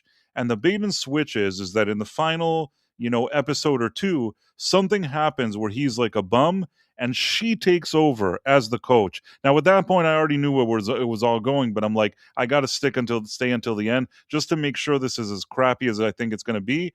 At the end, she's the head coach and he's like, "Can I be your assistant?" And then he's like her number two, and Yep. he helps her as she coaches them to victory. And I Has saw to that, take and the I'm like, back seat. yeah, I mean, Yeah. the fact that he wouldn't be the coach and she would be the coach and he would help her, I can't explain to you how much that annoyed me. I saw it and I was super annoyed. And I said, man, this show is a piece of shit. I got so annoyed at the end when those final episodes aired. I knew it was heading there, but I'm like, man, are they really gonna make him like, bow down to her and like be like her assistant where like, and she doesn't even know anything about hockey, you know what I mean? Why would she be the one that coaches them? It was so stupid, man. And then they do the thing and they end it and all, and it's over. And then I suddenly see shortly afterwards, Emilio Estevez says that he has creative differences and he's leaving the show. And I'm like, I have a feeling that he collected his check, but as he was making the show, he really felt miserable, and I can understand why. The second season, they tried to bring like Josh Duhamel or something like that. I didn't watch even 1 minute. The second that he was not on the show, not watching even 1 minute of it. And Yeah, that thing was couldn't blame canceled you. quickly. Yeah, couldn't blame you for stepping out of that. Yeah. The other one in there that I did watch all of, as I said where the video was playing, was Secret Invasion. Why did I watch all of Secret Invasion? I don't know. I guess I'm a masochist. It was only 6 episodes or something, or it was short. Yeah, it was fairly short.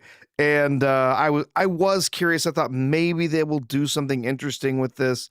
But no, it was an absolute mockery of everything they had done with the MCU up to that point.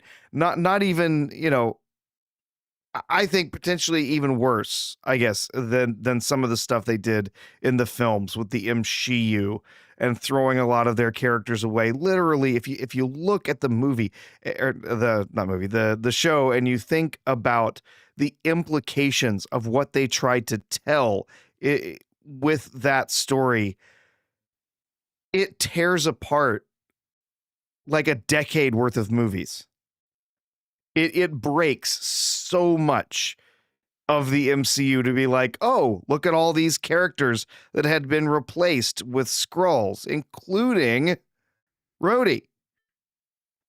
And so the roadie that showed up for this battle, the roadie who came and did this, the roadie who was at Tony's funeral mourning him, that was at his side when he passed, that was just a scroll, Unbelievable. right?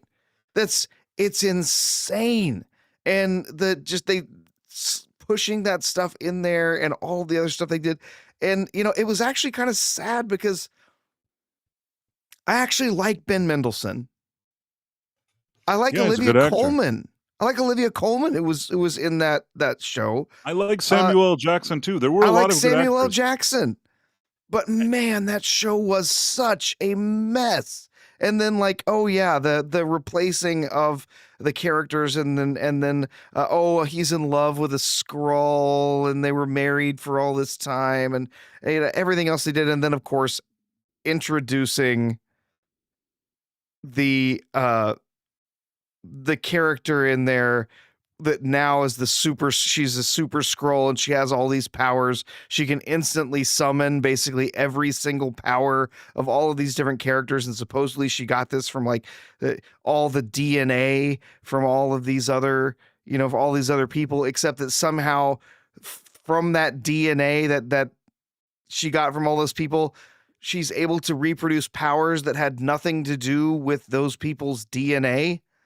Like being able to reproduce Captain Marvel's blasts, so she has access to that power.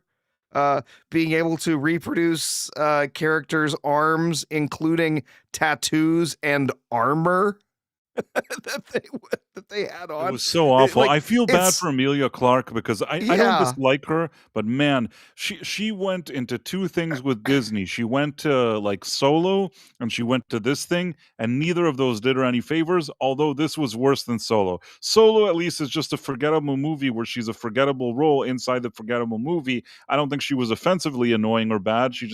It was not the best movie, and she wasn't very memorable in it. In this thing, it was offensively bad. The thing where she with the arm at the end with the muscles or whatever, that is just the Skrull arm, whatever, just so embarrassing. Yeah. So she reproduces various characters like arms that she's walking around with or their powers and stuff. It's you wouldn't be able to, you don't just magically get to have the rings that would be on their hand. One of the ones was one of Thanos's minions, right? That had rings on his hands, and when she reproduces his arm, she has the rings on the hand. It's that's not in the DNA. It makes no sense whatsoever. It was a complete joke. But what was I going to say? Yeah, so that one was definitely the secret invasion was a disaster, and I really wanted it to be good, but they kept reshooting that one over and over again. They didn't know what to do with it.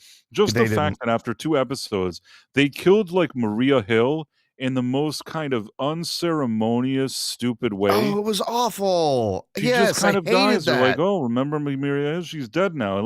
It was the worst.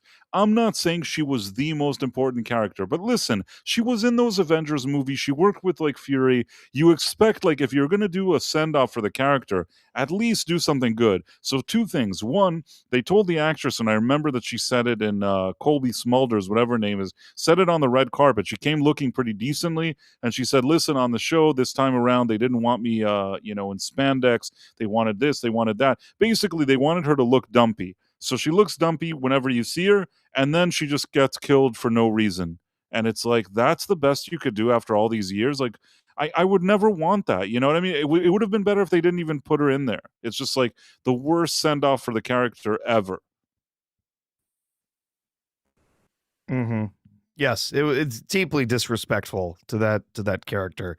At the very least, she deserved to have some kind of heroic death, right? She sacrifices herself. She dies for a something. Sucker. She dies a sucker. Yeah.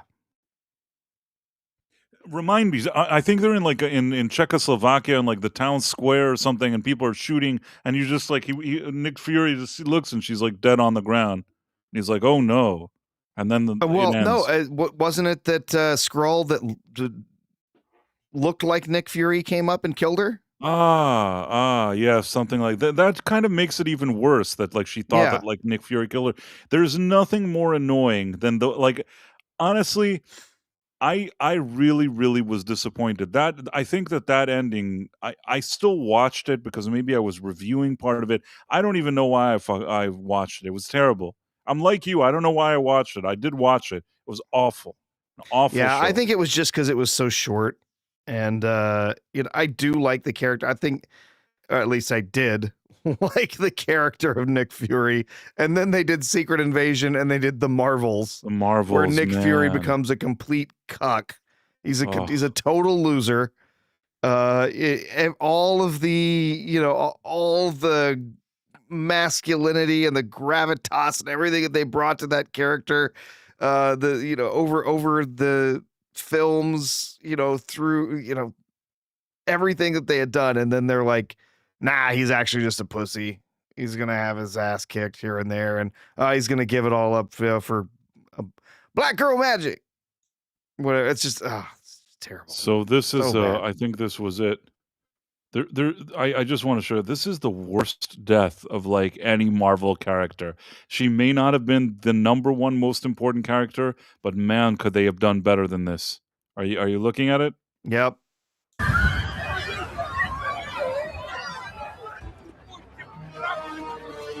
Bill!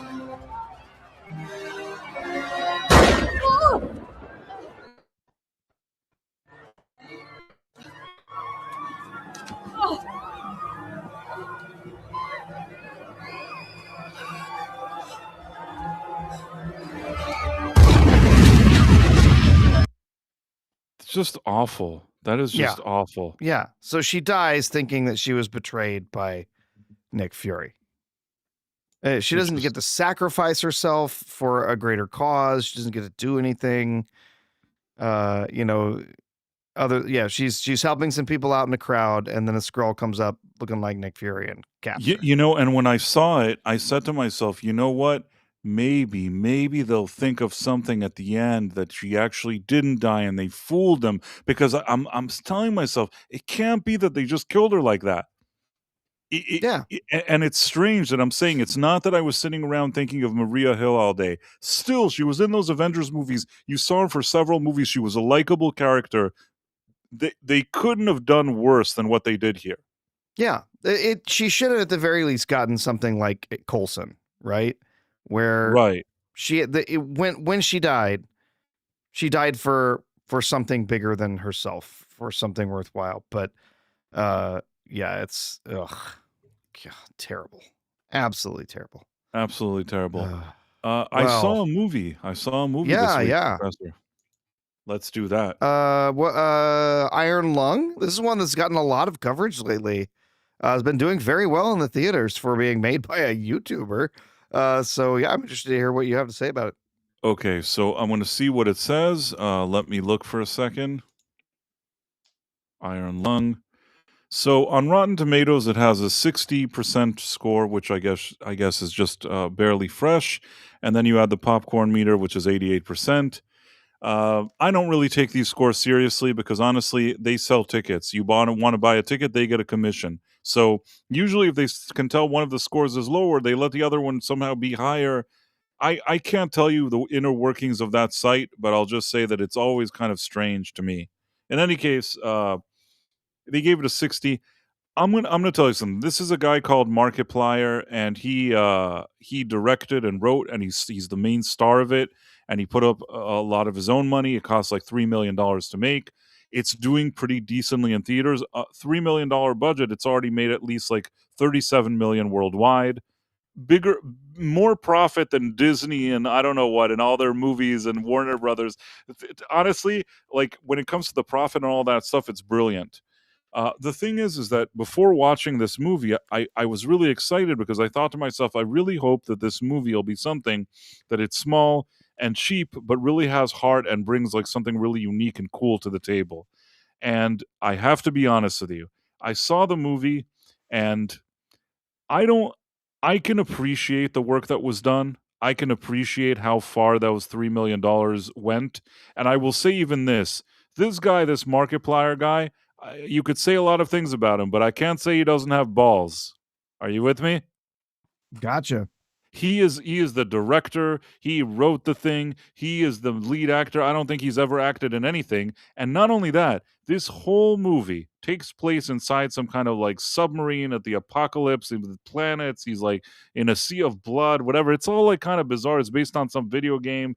Uh, Basically, 90 something percent of the movie is him inside that thing by himself, if not all of it. I think you're just with him the whole time in this kind of small claustrophobic space. His acting needs to hold this whole movie together, even though I think he's never acted in anything. It's a huge like challenge to take upon yourself that you're not really like a classically trained actor and all this other stuff. Uh, but the question is, after all of this, what do I think of the result? And I'll say this: I don't know how it is for other people. It's hard for me, even if it was like, a much more polished actor that you're sitting with him 2 hours inside the submarine.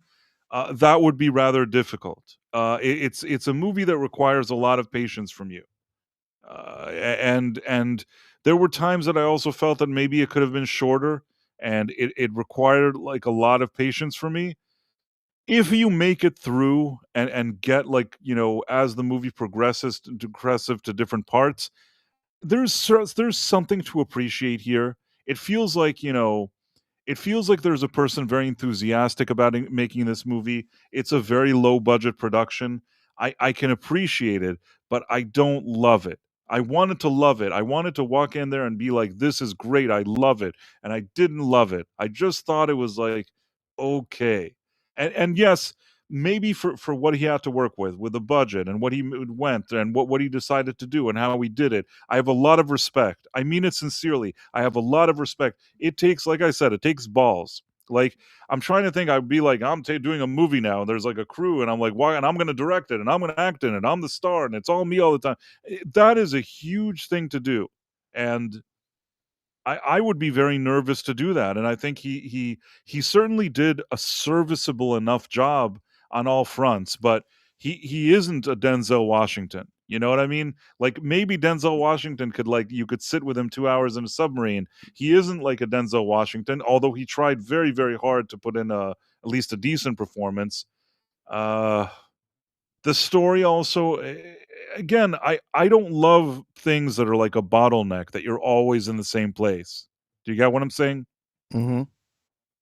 I don't know if I'm explaining myself well. It's like I appreciate the concept, the idea, and the work that was done, but like, if this movie had $100 million, it would be completely a budget, it would be completely unacceptable. For $3 million, I can understand that this man wanted to do his own thing and make his statement, and I appreciate his statement. I love that a guy like this brought $3 million, made this movie, and is forcing like people to reckon with what's happening here, including those like the numbers and those box office mojos that tried to delete him because like the studios were scared.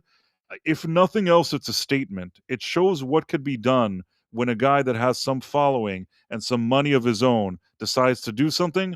It shows what can be done, and it is a more coherent and cohesive production than, let's say, Chris Stuckman's. You know what I'm saying? Yeah. I think that, like, Chris Stuckman seemed like he saw a bunch of movies and tried to conjure something up together. He had another guy with a lot of connections and like know-how come in and help him, at some point finish the movie. The first half of the movie with Chris Stuckman felt like a bad documentary on CNN where he was trying to save money. This is something else here. I think that like this Markiplier guy, he commits to his idea more. He really goes all in on it, and whether you like it or not, as sort of a small indie movie with some good ideas, I don't hate it. I appreciate it, but I don't know. I walked away, like I said, respecting but not enthusiastic. All right. It's the second movie this week that I wanted it to be great, and it was just kind of okay. So this was this. I also had that Good Night, Have Fun, Don't Die. Another one, really wanted to like that movie. I came in, I was the target audience. I wanted to like it so much. Same with this Markiplier guy. I wanted to like these movies. They were the kind of movies that I would genuinely like. In both cases, I feel like for different reasons. Obviously, the Good Night, Good Luck, whatever. It obviously had a bigger budget. And it was a much more elaborate production with an experienced director. That was a different situation. But in both cases, I came with higher expectations than I guess than what they needed to be. Sure. Yeah. Dutch Gradient says to turn an 81 game into a 127-minute movie. Yeah, not a good idea. Yeah, I mean, it is like I said, it's ambitious. The question is what he does next. If he takes like the money that this movie made and he starts thinking, how do I make more elaborate movies? And he starts kind of improving on it. And this is just kind of like his opening, you know, what was I going to say? The opening shot. What am I trying to say? Like you fire the first round. What am I looking for? Oh, I'm not sure. There's probably a term to say that, but I don't know. Like how do you explain it when somebody like fires the first shot or whatever? I'm trying to say like Yeah, first shot. I mean, this is one. it's his way first to say shot, it, yeah. okay? So he did this, and the question is, if he takes all the money he made here, and now he's making something bigger and better and really more elaborate, that is going to be great. Like I am looking forward to seeing what else this guy does, even though I recognize that this is a very small indie movie, and you have to accept that. At the same time, I used to be invited to these kind of like indie artsy movies and things like that are done, and I would get invited to these type of screenings and different things like that. And you know what, so many times I'd watch it and I'd be so unimpressed. A lot of times they had maybe low budget, maybe around what this guy has, but they had a lot of stars that wanted to be involved in these kind of indie movies, so you had like star power behind it. This guy just did it all himself. This is like, this guy is the driving force. He is like the producer, the writer, the director, the main star. Not only the main star, he's sitting there most of the movie. He's the one, he has to hold the movie together. So yeah, it's a strange situation of just it is what it is though. But I can't say that it's the best thing I've ever seen. His opening bid, that's fair enough. Debut, whatever it is, opening salvo. My understanding that this is his fifth shot. What other movies did he make? I don't know. It could be, but this is the first time that I heard it. I've heard about something he did. I don't know what he did prior to that or aside from that. But yeah, so that's kind of my verdict on it. What else are we looking at? Well, I guess we just have Star Trek left. All right, let's get to it then. Oh, okay. Here we go. Let me. I've got it pulled up here. Should be able to share it. Oh, all right. Here we go, Bryce. We start out our episode with doing it. Well, if you can call it that. It's two apparently naked people together. There's It's not such a really anything going on. Weird angle. That's a very strange angle. Yeah. The one thing Of I course, can say, she's on top. of course. All sex is that way now. See, it's how we imply consent that she's okay with this going on, is that she has to be on top. There's one thing that I want to say that I think that I can explain it to you and maybe you'll understand. This episode starts with the most annoying song that I've heard. Oh, this song is awful. Oh my god. Yes. It's the most annoying song that I've ever heard. It sounds like something if you're standing 2026 like, in a Starbucks, okay? You're in a Starbucks and you're waiting for your shitty coffee. This is what you'll be hearing when you're waiting for your coffee at a Starbucks. This song, and it's like, it's time for sexy time. I got a GPS, and it's like some mumbling little girl. Yeah, You it's got a GPS and sexy time. I'm like, I can't explain to you how angry I got. As much as this scene annoys me that it becomes like The Young and the Restless or whatever, some telenovela thing that there's a 5 hour, like it feels like the scene never ends. The music, in addition to it, is so annoying. It's like they did a survey to find out what the song that would annoy me the most in the entire world would be, and then they put it in this scene. yeah, Go it's on, sorry. miserable. It's terrible. No, it's fine. It's miserable song, terrible. I don't know who wrote it. I don't know who likes it. I don't know why they decided to put it in here, but yeah, it's awful. It doesn't fit Star Trek at all. Of course, this isn't Star Trek, so maybe that fits. So yeah, they're getting busy, and so she decides to start asking him about his previous conquest. She wants to talk about the other people they've done it with. And what everybody wants to talk about when they're in bed together. So, tell me about the other people you did it with. Such a weird this is Okay. but basically it's almost like it's implied that he asked her about her experiences and she's telling him about how she did it with another guy.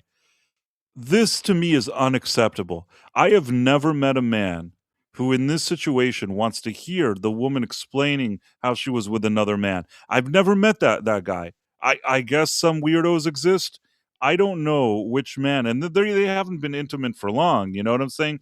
Yeah. They're intimate, and the first thing of interest is while they're intimate is for her to tell him about how she was intimate with somebody else, and he seems so excited. Like this is the best thing that ever happened to him, that he wants to hear how some other guy did stuff to her and hear all the details. And she's like whispering the details in his ear. And he's like, wow, you did that? I can't believe it. It's like, dude, no man on Earth or in any other galaxy or in the future 1,000 years. I don't care what you want to say. There is no man that wants to hear that. And she tells this long, ridiculous story about, oh, she did it with a Deltan. So remember Barry's there, of course. The Lieutenant Ilea from the motion picture was a Deltan. If you know any of the lore about the Deltans, they are very sexual and in fact kind of connect with other beings and stuff. And so when she actually when you're introduced to her, she says, my oath of celibacy is on record, right? She says, I ain't doing it with anybody here, right? So they have to bring the Deltans up, and then they make up this whole thing about how she has sex with this Deltan guy, and there's a whole ritual where they have to sing songs and bang on tambourines, and the family has to be there and recite poetry and all sorts of stuff. It's absolutely ridiculous. Yeah, you have to sing a duet. It goes on and on and on. She says, he taught me this move. Oh, he does this thing to me. Telling you, gross. I don't want to Right. hear about what some other dude did to you. I don't want to hear that. Yeah, who you. wants to hear that? Moving Nobody. on. But he seems excited about it, and they get back to He their. loves it. The more she tells him about some other guy that did stuff, and then she's whispering, and he gets really excited. The more she whispers all this naughty stuff she did with another guy. Can't stand this. This is just gross. Yes. Like, Gross. how could they take something normally? First of all, on Star Trek, you don't need a scene like this that's this lengthy or whatever. You could show two people quickly that they were together, but I don't think Star Trek is the thing where you play the most annoying song in the world about sexy time and GPSs and have them go on like a telenovela and then whispering like all the stuff that this other guy did to her. And also even that she's on top of the way the angles and everything. This is such an awkward and weird and shitty scene. And this is just like we're 1 minute into it. 1 minute into it, and I already hate it. Like I hate it 1 minute in. Sorry, go on. No, that's fine. You're fine, Price. I want to hear your opinions on it. So no, I want to hear your opinions. I'm just gonna be angry all the time. Let's see what No, you yeah, said. same here. This was, I mean, let's be honest, Bryce. So we don't even have to wait till we're done with this. This was not the worst episode of the series so far. Easily the last episode, episode 5, with the stupid hologram girl dancing around, breaking the fourth wall, scrawling on the screen with crayon, completely disrespecting the character of Benjamin Sisko. That was by far the worst thing we've seen at this point. By far, that was probably this- the worst I've ever seen anything Kurtzman. I think that was the low, and really in close second was probably that Klingon episode. Those were two, like a 1-2 punch of of probably the worst Yeah. it's ever been. Absolutely. I guess in comparison to those, this is still terrible. It's just a little less terrible than those other two. Exactly. Yeah. There's plenty in this episode to hate. But yeah, so she says betazoids can mind speak. It's called telepathy. They refer to telepathy in TNG. They talk about it all the time. And in fact, this is one of the things that we all thought was extremely stupid about the second episode, is that they're not empaths. Troy was an empath because she was half human. But this is my question to you. Betazoids are telepaths. But this is what I don't understand. The second episode, when she's introduced, they said, because they made a mistake, they're like, oh, all of us are empaths, because they didn't do the Google, so they thought that like they're all like Deanna Troi because they're stupid, and Kurtzman and his people don't research anything. So they said that she's empathic. But now suddenly, in this episode, she's telepathic. So how, if she started off as empathic, how did she become telepathic suddenly? Oh, well, because she's special, right? That's why she has the little glowy LED on her neck, because she's a really powerful telepath. She's betazoids can mind speak. I'm like, really, mind speak? Again, is this show for 5-year-olds, or is it for teens, or is it for adults? Which is it? Because you do stuff where your dialogue sounds like it is written for a toddler, and then you have sex scenes and then dropping the F-bomb. Like, this makes no sense. This show is so Awful, inconsistent. yes. It makes no sense. So anyway, she's in his head.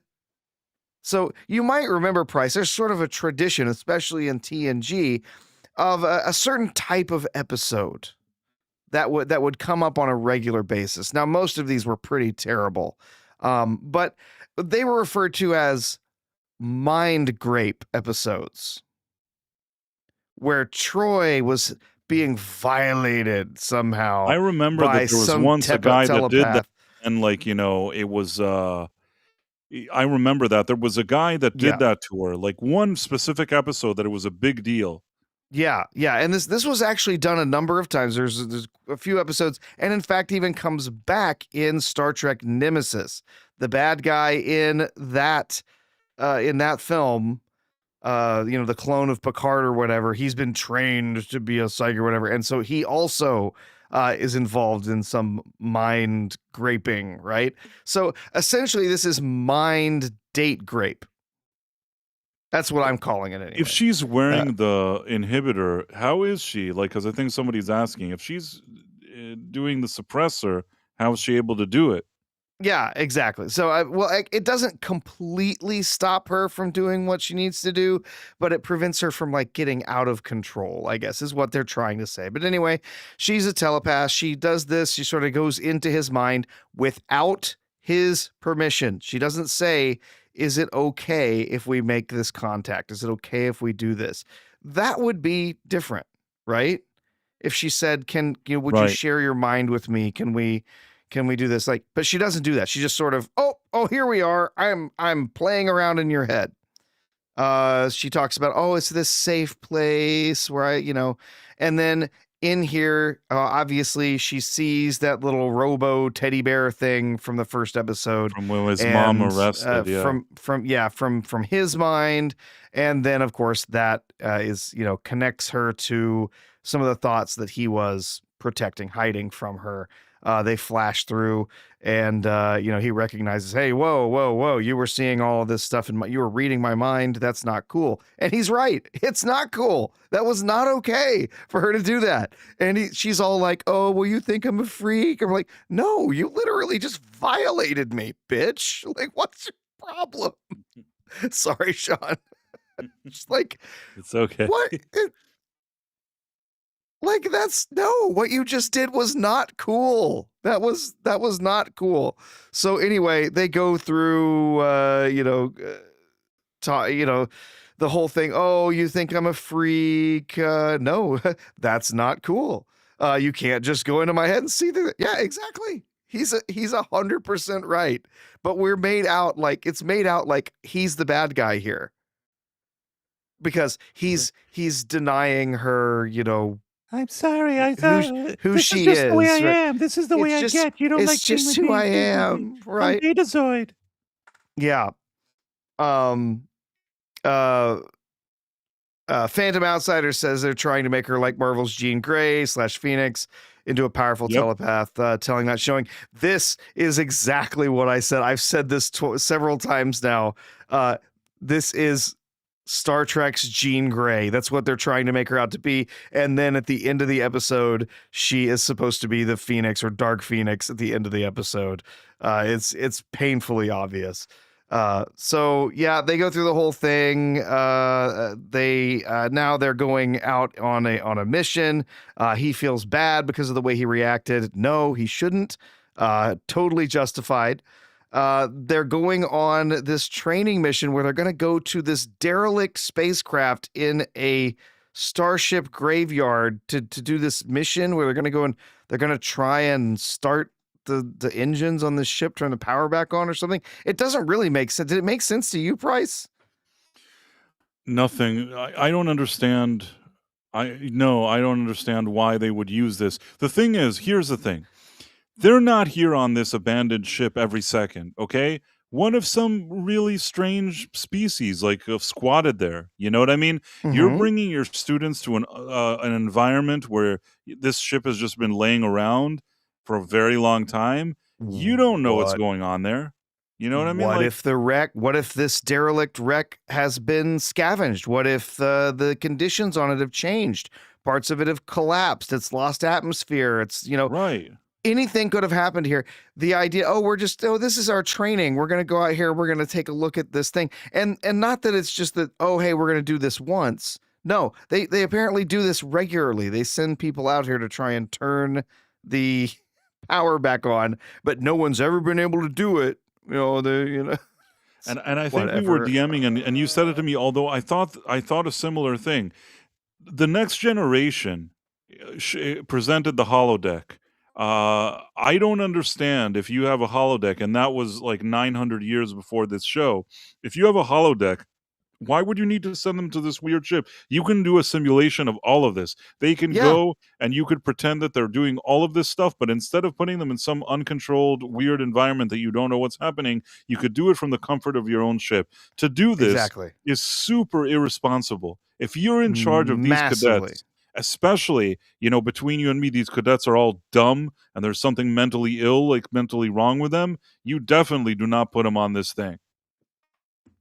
Especially since they've shown that they're basically children. None of them are actually particularly capable, except for, Gary Stu, Caleb, who can do anything and everything anytime he needs to. The whole idea of we're going to go of all time. We're going to go take them on some kind of mission out into this incredibly dangerous environment, unpredictable environment. For some kind of training, when literally they could reproduce 99% of any training they would ever need to see, they can do in a holodeck. It made sense in older Star Trek. It made sense in Star Trek II, The Wrath of Khan, right? They didn't have the holodeck as a technology. They did a training cruise with those students because that's the only way they could get practical experience. They did lots of stuff in simulators. They did lots of stuff in classrooms, but they wanted, these older students who were close to completing their time in Starfleet Academy to have this opportunity to go out and have practical experience on a ship. actually, with actual physical stuff. And that made sense in Star Trek 2. With the advent of a holodeck, it makes virtually no sense at all. Like, especially to bring them into a situation like this that is so wildly unpredictable. It's ridiculous. You are putting these students' lives at risk for this training. It's dumb. So they have to be prepared for the unimaginable. Okay, sure. Right. So the War College and the Starfleet Academy, they're both going to be here as part of this, part of this training thing. So, Hogwarts and Slytherin are both going to be part of this. And they're going to be mixed teams. So they're going to have to work together with the people they don't like. So they get broken up into their teams. And we get this Chad here, who's actually an officer who's going to be like helping them train. But also he's making bets on whether or not they're actually going to be successful or not, which is wildly irresponsible if you ask me, but okay. At least they're not like money bets, right? They're just bets like, I'll bet you a day of shore leave or something. And Right. so they have a team they assign to the bridge. They have a team they assign for going on the away mission. They have another team that's like the backup team for the away mission. Like when the first team doesn't succeed, the next team gets to go in. They send them off. And of course, we get some of our favorites from Slytherin. We get the Vulcan guy whose name I will never remember. We I get call the him gay Discount guy. Spock. Discount Yeah. Spock is fine. We get the gay guy who's interested in Gaydon's package. Yes. He joins their team, and I don't know why there's 3 of them from one school and 2 of them from the other instead of an even team between them. But anyway, we get the hologram girl, we get Caleb, we get Jaden, and they're going to go in and they're going to try and do this. I don't know why they sent 5 of them. The only one they need is, Super Jaden, who knows exactly what to do. He brought programmable matter. I don't understand why the interior of this spaceship looks like this. It looks ridiculous. This is not a Starfleet ship. It looks like when they grabbed E.T. in the movie and they took him, like the Yeah, government took him. it's like it was a temporary tunnel of some kind or something, right? Yeah, like a plastic tunnel with it's weird. It does not look like it's part of the interior of the ship. But of course, Jaden just, it bends down there and starts using some programmable matter, just whipping it around with his little programmable matter sticks. I hate when they do this, by the way. They introduced this in Discovery, and it looks absolutely idiotic. Like, oh, I have my little, like, chopsticks here, and I'm going to move them around, and somehow I'm forming the programmable matter, but none of what they're doing actually makes sense. It's just, it's just sort of waving things around while you let the CGI do the work. He used the programmable matter to repair that thing, and he gets it fixed and working inside of 60 seconds or something.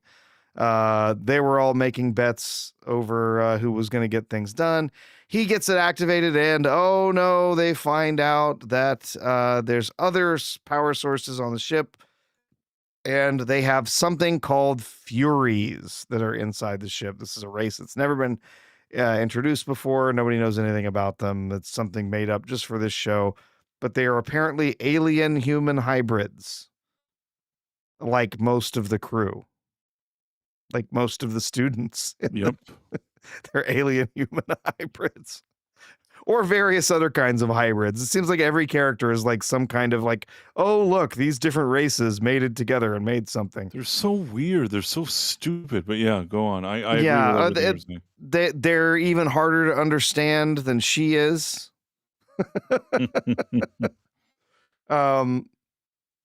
They want Latinum, another member berry, right? That's the Ferengis like that. Oh, the Quark used to talk about it all the time, and it's like the bars gold of Latinum. Yeah. That's the currency that was popular among the Ferengi and a lot of other races. Yeah, they're talking about, oh, who are the Furies? What are we gonna do? How are we gonna help them? It goes on for a while, blah blah blah. But their suggestion is, oh, let's call Noose Braca. Let's call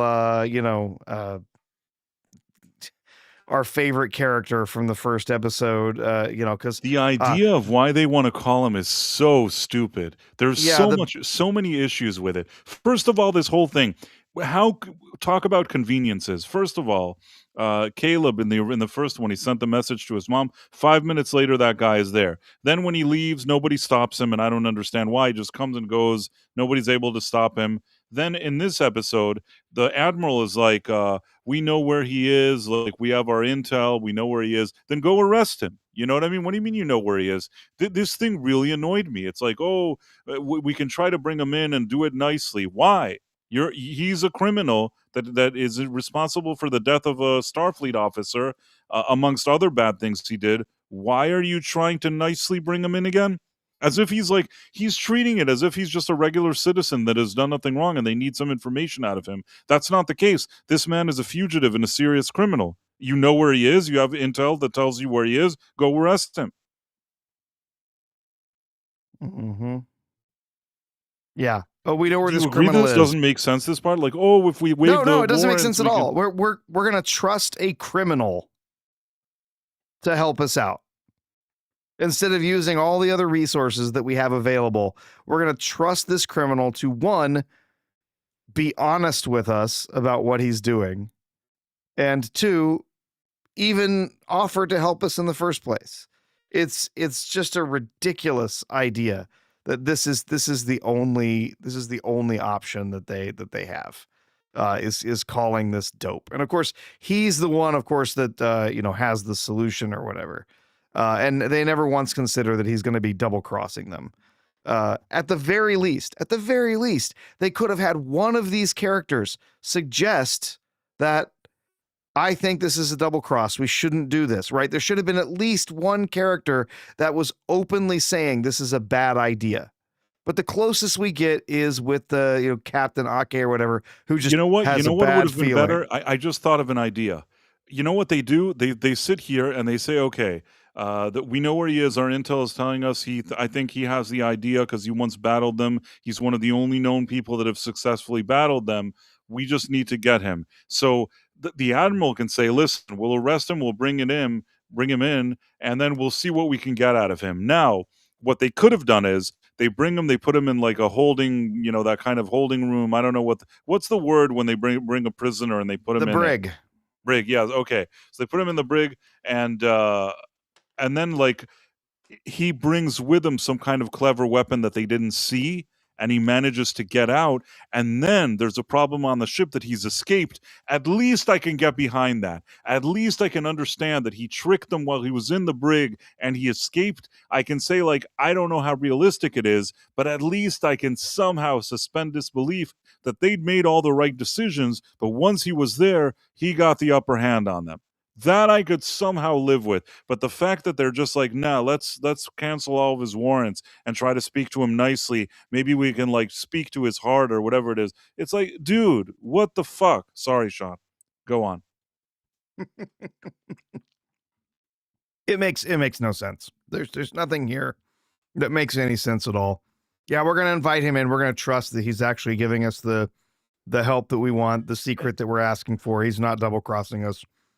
And in the next scene, they're like giving him champagne, and he's like, finally, like the Federation is treating me with kindness. Look at the hospitality, and he's like so excited. Why? Why do you need to do any of this? You guys, all three people in this shot need to like be fired immediately and never have a position at Starfleet ever again. Although Holly Hunter should have been fired long ago because she lost an 80-year-old boy because she's stupid, because she was supposed to like watch Caleb and he ran away. And then they didn't go find him. That was it. That she should have never been hired again. These two other people, the admiral and this other guy, complete clowns. They're all, they shouldn't be here.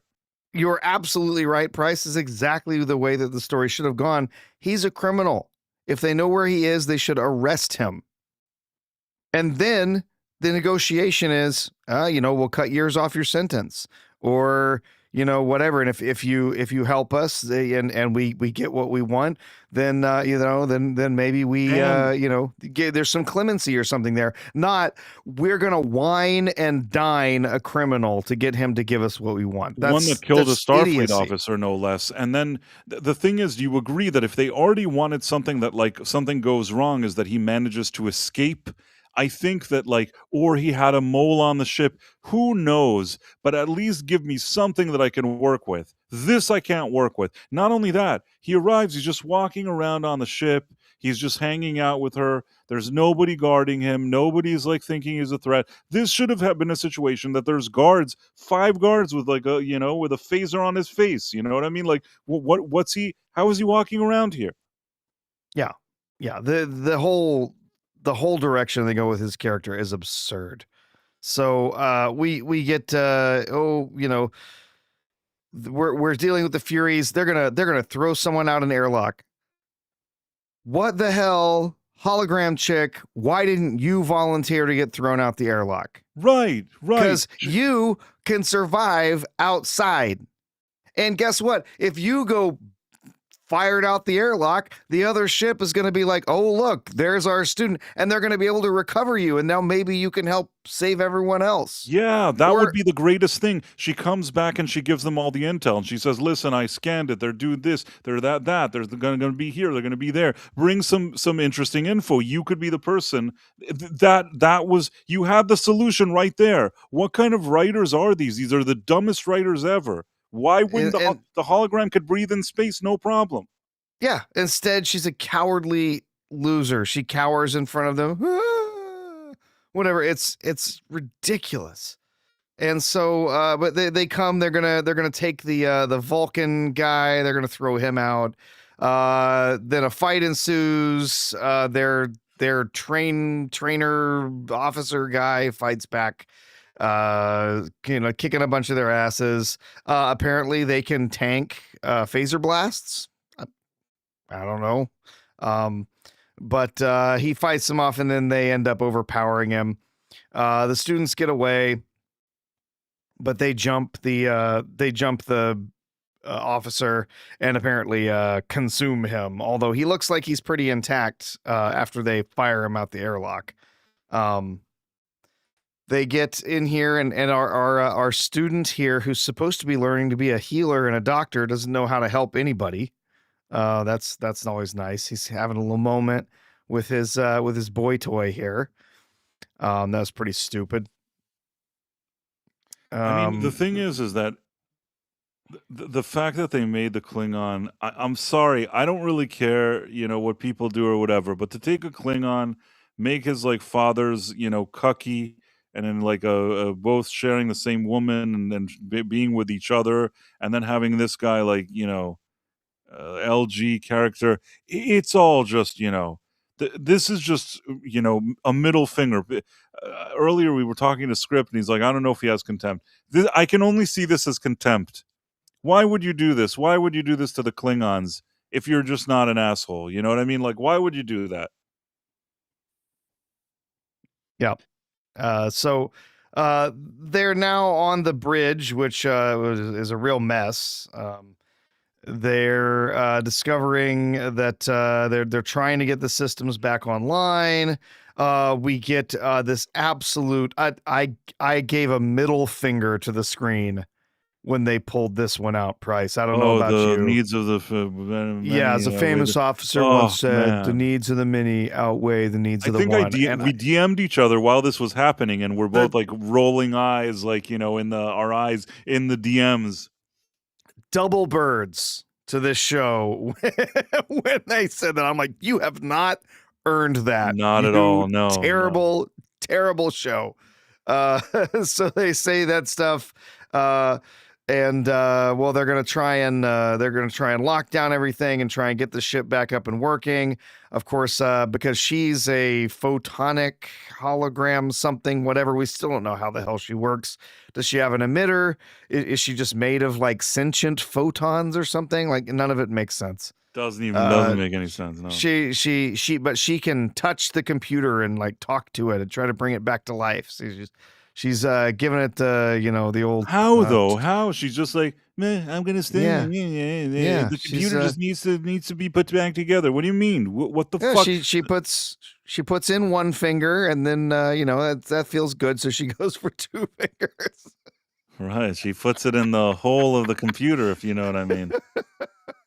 It's terrible. So yeah, somehow she's able to communicate with it, bring it back online somewhat. Back on the ship, they see, there's a dead body. You can't see it. I don't have it in the screenshot here, but they see the guy's dead body floating around in space. And they're all freaking out. Not even once does anyone say a thing about rescuing him.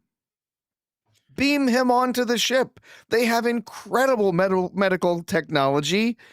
He might still be able to be saved, but they don't even try. Just let him float out there. Very, very strange. So, yeah. I also don't know why they let him. It felt like there was only one guy on his back initially. Why didn't Caleb just kind of stands there and he's like, go, and Caleb just stands there. Like, why couldn't they make an additional effort even there to try to pull him in?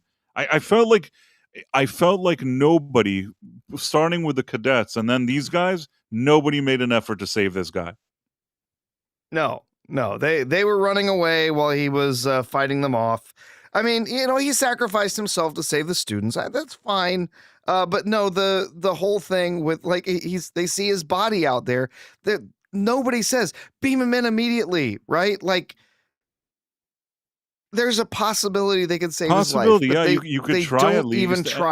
They don't even try. And I'll tell you this, yes, he sacrificed himself, but somehow the act of him sacrificing himself, it wasn't presented, the execution of it looked bad. Meaning, sometimes you can have a guy sacrifice and you can say, well, he had no choice, he wanted to sacrifice. But in this case, the way the scene is directed and shot, it even if it's just because it's done poorly, it looks like maybe Caleb could have still done something, and he kind of pauses there, and then he's like, fuck it, I'll leave. There's just something about the way the scene looks that bothers me, that I'm not convinced by the way they directed it that they couldn't do something extra. If they wanted him to be the hero that sacrifices himself, it probably should have been executed better. Do you get what I'm saying? Yeah. But never mind, go on. Phantom Outsider in the chat says they had no way of beaming him over. I didn't catch that in the episode. Theoretically, they couldn't beam stuff on and off the ship because there were disruptions on the ship because of the disabled drive or something like that. They mentioned something about that, I think. The singularity drive or something like that. Yeah, there was, but it wasn't that they couldn't. I mean, I guess you could claim anybody anywhere. You could claim that they were jamming their beaming tape capabilities. It's possible. I don't know. I really have no idea. It would have, and it could have been two lines like, beam him in. We have to try and save him. And then somebody says, the signal's too weak or it's jammed or something like that. There's nothing we can do. Like, then you're actually voicing the fact that this is hopeless, right? You're not just letting him float out there. Yeah, I mean, even if, let's say, that was the case, at least somebody say, hey, can we beam it in? It's impossible. Yeah. The system isn't working. At least say it, You just say, there's nothing we can do, right? Or the system is jammed, or the signal is jammed or something. We can't get a lock. There's nothing we can do. Then that reinforces the hopelessness instead of just, he's just floating out there. So, we get Comm Badge Girl, Yummy Comm Badge Girl is hyperventilating. The dumbest part. She's on the spectrum, and she's like, It's like, if you're on the spectrum, you shouldn't be on this bridge. I'm sorry. I understand that they're trying to do this whole inclusivity thing, but this is exactly why you don't do the inclusivity thing, because if a person is on the spectrum and can't stay on the bridge when there's any kind of challenging situation, they shouldn't be here. They shouldn't be here at this academy. They shouldn't be here on the bridge. They should be somewhere else. That's the truth. Yeah. Not to say they don't have anywhere that they could contribute. There's lots of there's science academies, a lab, and other things that, where they could use the skills and everything that they have. And they don't have to be put in stressful situations like this. but the academy is for certain people, right? Right. It's not for everyone. It's for the best of the best. It's The for the best of people the who can best, handle the yes. pressure, the people who can handle all of the responsibility. And so, yeah, that's, if she can't handle that, then She collapsed okay. at the first sign of trouble, and it's not the first time. There was something else with, like, a red alert the other day, the other Yeah, episode. yeah. She ate her comm badge. There's a red alert. She just runs around panicking, yelling "red alert, red alert, red alert" in the first She episode. cannot be at this place. Like you said, there could be a lab somewhere where she could, like, be a technician somewhere where she has a very kind of specific fixed job that's very kind of safe and focused, or relies on her kind of savant, whatever it is. Not for Yeah. this. Spectrum, this Spectrum girl should not be on in this place at all. But go on. Yeah, no. So yeah, within we get Paul Giamatti's character returns, and he's just as irritating as he was when we saw him in the first episode. He is ridiculous, spouting all kinds of 20th, 21st century jargon, calls her his bae. What other stuff did he say, Price? He said, I says, just want to show one thing before. oh, Give there me you one go. second. Yeah. Quickly, there's two things. One, there's Karate Werewolf, who, let me see for a second. One, there's Karate Werewolf, who said it's because Starfleet want to get them killed. Get them killed, apparently, Probably. yes. The other one is Six gave a piece of cherry pie, I assume, the 149 and Karate Werewolf for $2. Thank you so much to both of you. Really, really kind of you. And yeah, I just wanted to quickly look at that. He's like, he gives a quote from like a reference to Sound of Music. Yeah, He there says you like, boo, bestie, and then he's like, I'm wanked and spanked. It's like, yeah, what are yeah. you The talking about? hills. What the sorry, Sean. What the Yeah. fuck are you talking about? The hills are alive with the sound of murder, as if anyone's going to remember a movie from 12 or 1300 years ago, right? It's absurd. So yeah, he goes through all this stuff. He demands, he gets some tequila or whatever, and he's like, "Oh yeah, I got that great piss finish or something at the end." It's like, what? What the hell are you talking about, you psycho? Why are they giving him all this alcohol? Why are they trying to kiss his ass? This is all wrong. This is all fucking wrong. It just annoys me. Sorry, go on. Completely backwards. Again, he's a criminal. If they know where he is, they should arrest his ass. The negotiation is not whether or not you get the right tequila that you want, or they give him all the concessions that he wants so he can keep doing business or whatever. No, you arrest him, and then the concessions are, we'll lower your sentence, or we'll, do whatever to make your time easier. We put you in this detention cell instead of that one, right? It doesn't make any sense. Right. Yeah, exactly. Oh yeah, we get more ridiculous stuff. Yeah, he says that the Furies are just always in pain. They're constantly in pain. Ball clenching, sphincter puckering pain. Yeah, okay. There could have been something else. Another idea? Episode 1, at the end of it, they capture him and arrest him. And now he's sitting in jail, okay? Now what happens is, it's almost like a Hannibal Lecter type of situation.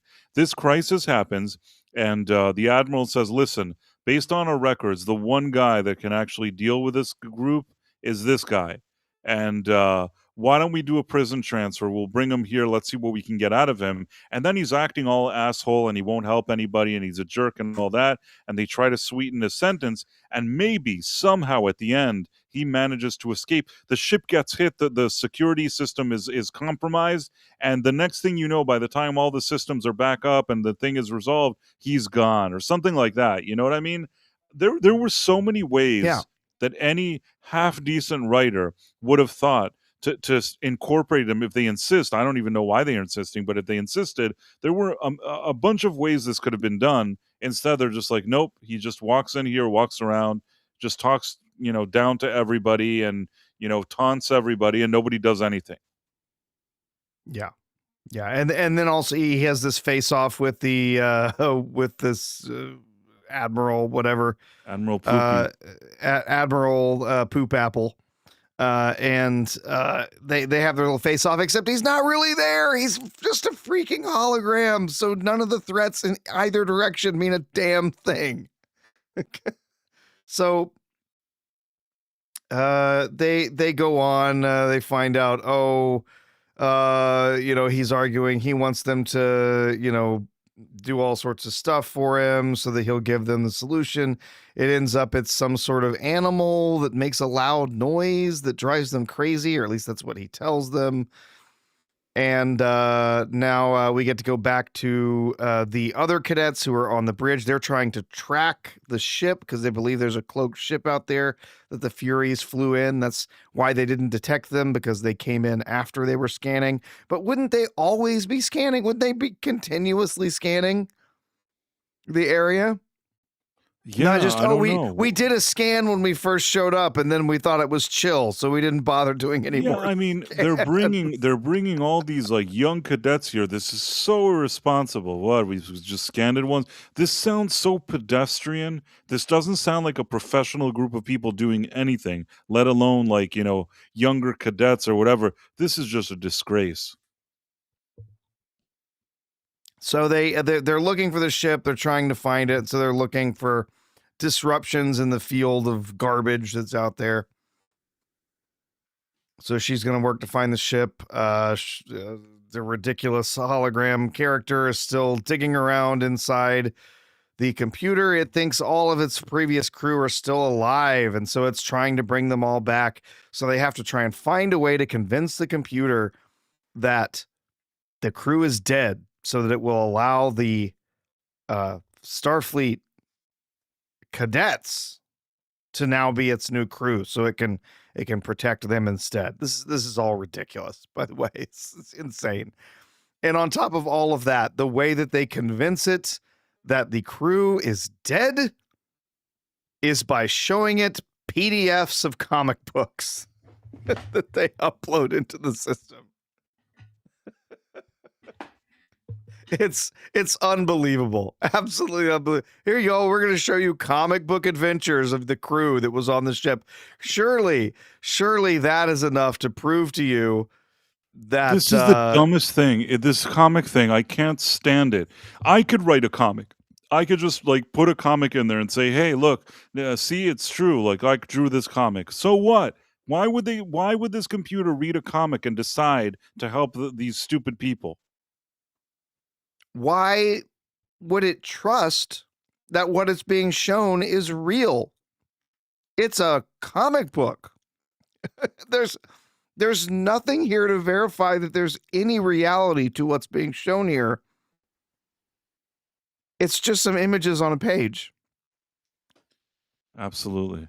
It's ridiculous. And yeah, it takes the computer in reader mode. It takes the computer like 2 or 3 minutes to read through this comic book. It's a computer. It could have scanned it and looked. It could have been done in like 2 seconds. How did they put the thing? How did they actually upload the comic into the computer? Oh, the same way everything else happened. Hologram girl poked her fingers in there and uploaded stuff into it. Right. It's a ridiculous premise. Insane. They're still fighting because the guys are still trying to break into the bridge. There's a ridiculous thing where they cut a hole and the guy just sticks his arm through. I'm not sure what he was trying to do. I guess it's like the door on your house price. You cut a hole big enough for your arm and you can reach inside and turn the knob. I don't know. It doesn't make any sense at all. But guy gets his arm cut off when he sticks it through there because they turn the force fields on. Which you've never really seen that happen with force fields in Star Trek, have we? Usually it just shocks the hell out of you until you pull your arm out. Maybe even burns you, but it doesn't just slice your arm off. It's very strange for sure, yeah. She uses whatever her name is, Betazoid Girl. I'm never going to remember her name because I don't care. She uses her psychic powers, her Jean Grey powers to communicate and get into Caleb's head so that she can see that, oh no, they're in so much danger. They're going to die. For some reason, they've allowed the two of these people to be together alone.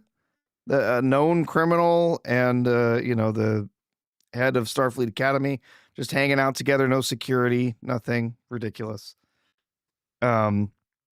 He argues with her about, how, she lives forever, so she doesn't really understand the beginning and ending of things, consequences. Apparently, he knows how to operate a phonograph. Not sure how he knows that, given that that particular device is several thousand years old. It's 1,400 years old. I don't know. Yeah, I don't even but know. apparently he knows how to operate a phonograph. Puts the record down, puts the needle on it without a scratch or anything. Just like gently places it, starts playing a song. Some people point out, they're like, oh well, she has the phonograph because she's that old. Didn't they say she's only like 400 years old? I think, At one point? why would she have one? I think she's 400. Because she wouldn't be old enough to have I don't been even around like when the this thing. phonograph was a thing. I don't even like that she's part of this species, that she lives for hundreds of years. This is so stupid. Sorry. No, it's pretty dumb. It's pretty dumb.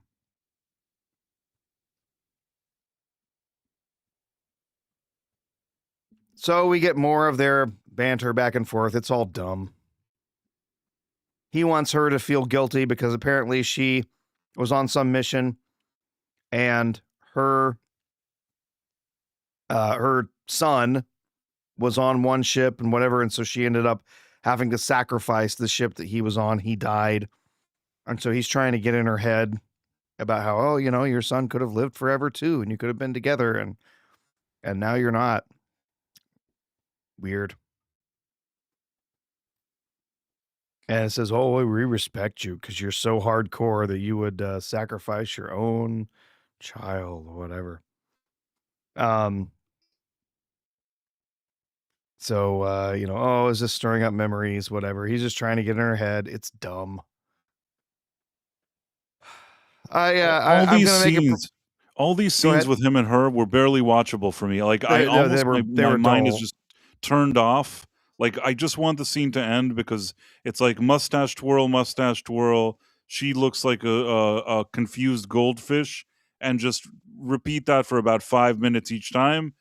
I don't need to watch all of this. Honestly, I've tried watching the episode like another time because I was taking notes, and each time I reach these kind of scenes with them, I almost block it out. It's like awful scenes.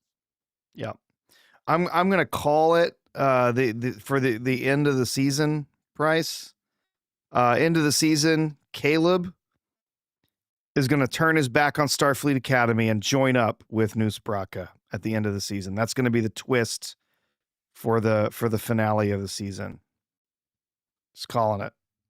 Could be wrong, but I think that's where they're going with this. Are they suggesting that he like teams up with him because he was bad all along, Caleb, or because he is convinced that this is the only way to really help people and like he's in the right and Starfleet is in the wrong?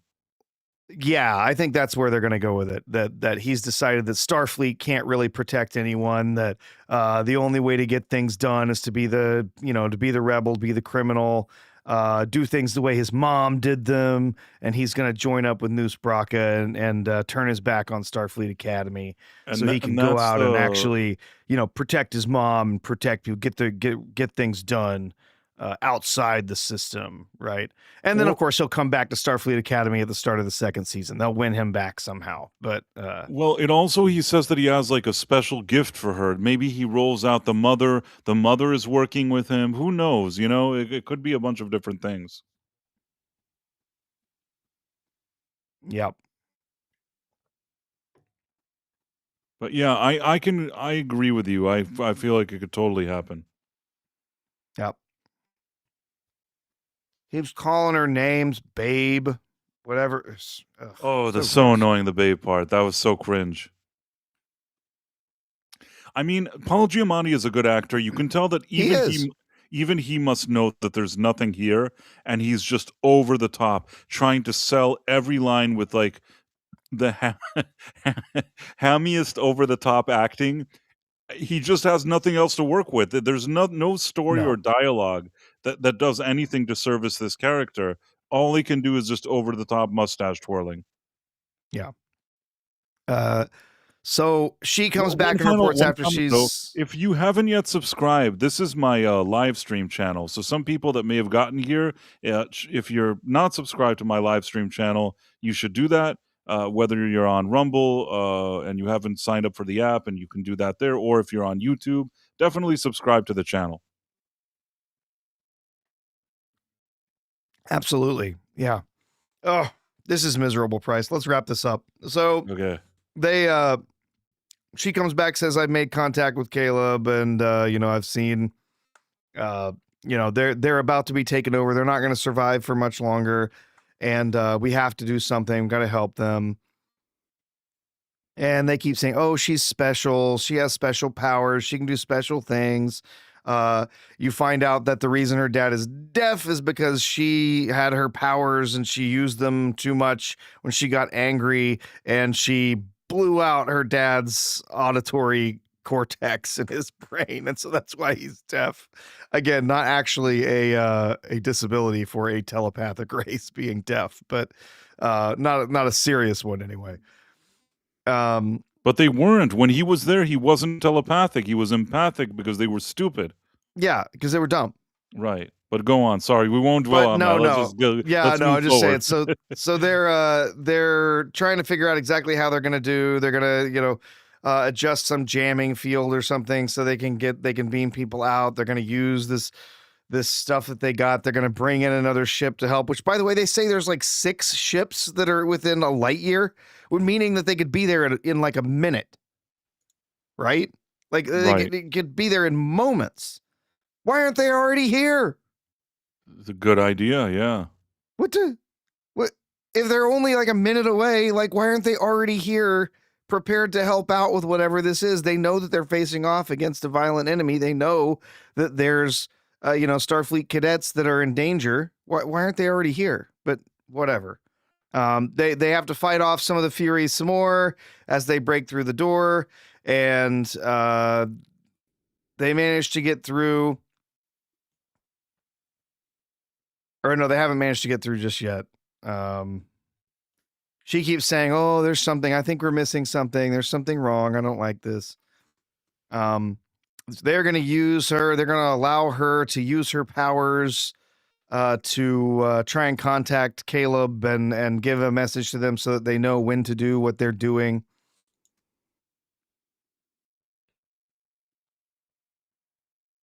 They're going to let him go and give him what he wants. Don't be a dick. Oh, okay. That's so annoying. Great. The great words of,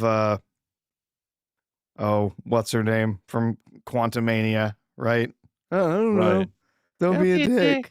Yeah, she tells that in yeah, Doc or whatever. But what I like, this was so stupid, this scene. She's like, oh, you're a coward. Don't be a dick. Tell me the thing. He's like, oh, really? I'll tell you. So stupid. I don't know. I understand that he's double crossing them, but it is such a stupid scene. But go on. Istophobos says, I'm confused. Is Mini Rachel the key to everything, or is Genesis the key to everything? How can we have 2 Rays?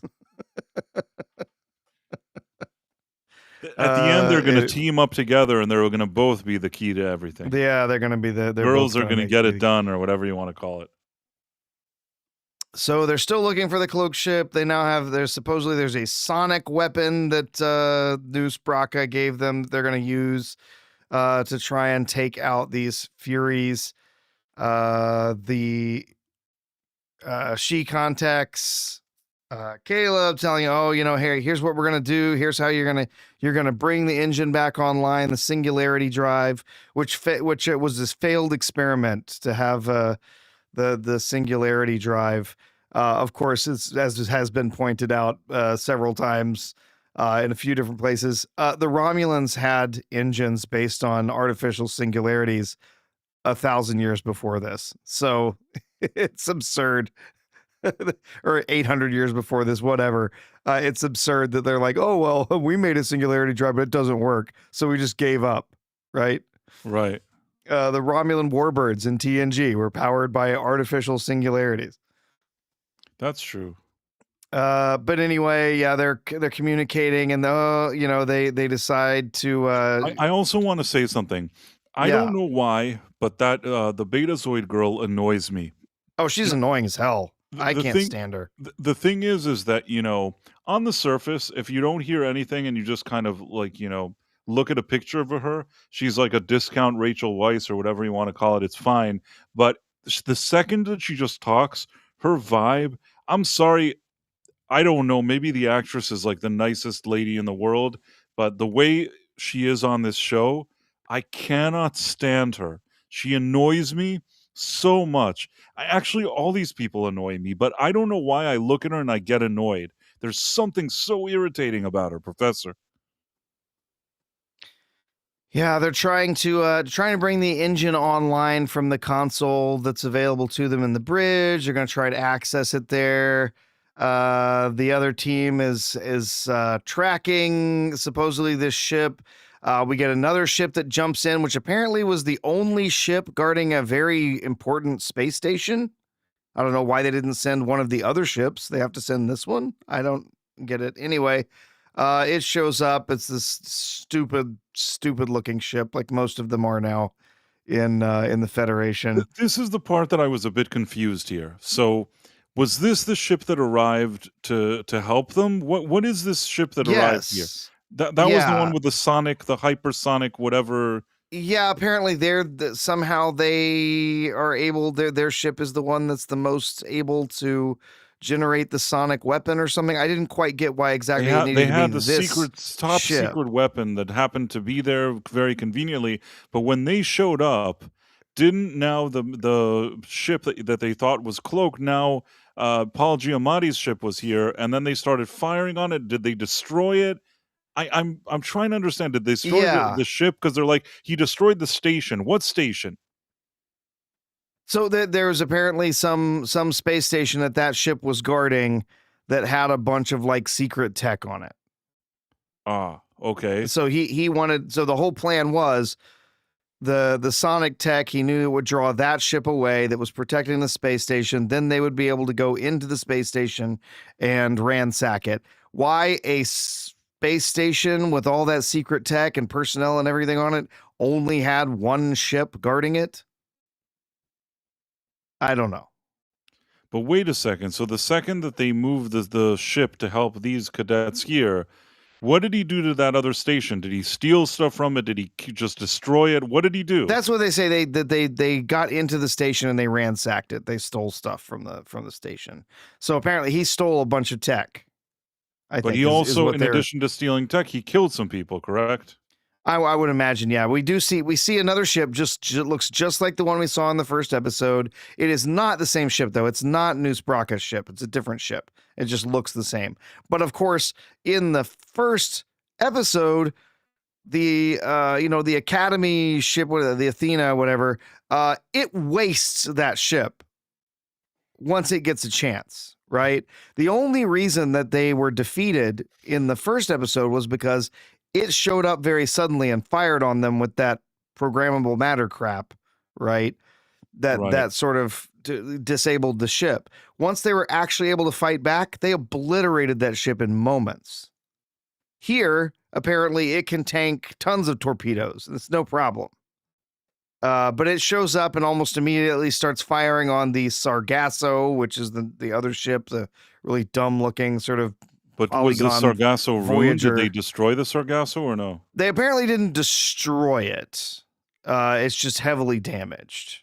But they do this. The kids managed to bring the Singularity Drive online, which somehow brings down the jamming field. They're able to beam the cadets up, but they can't quite get to it in time, and so she decides she's going to tear out her little inhibitor thing so she can use all of her magic powers to connect to Caleb and protect them, since they're not going to get to them soon enough. So she takes over his brain without asking, and uses scream How is this even powers. possible? I don't understand how she would be in it. So what if she took over? So now he's doing the hypersonic yell.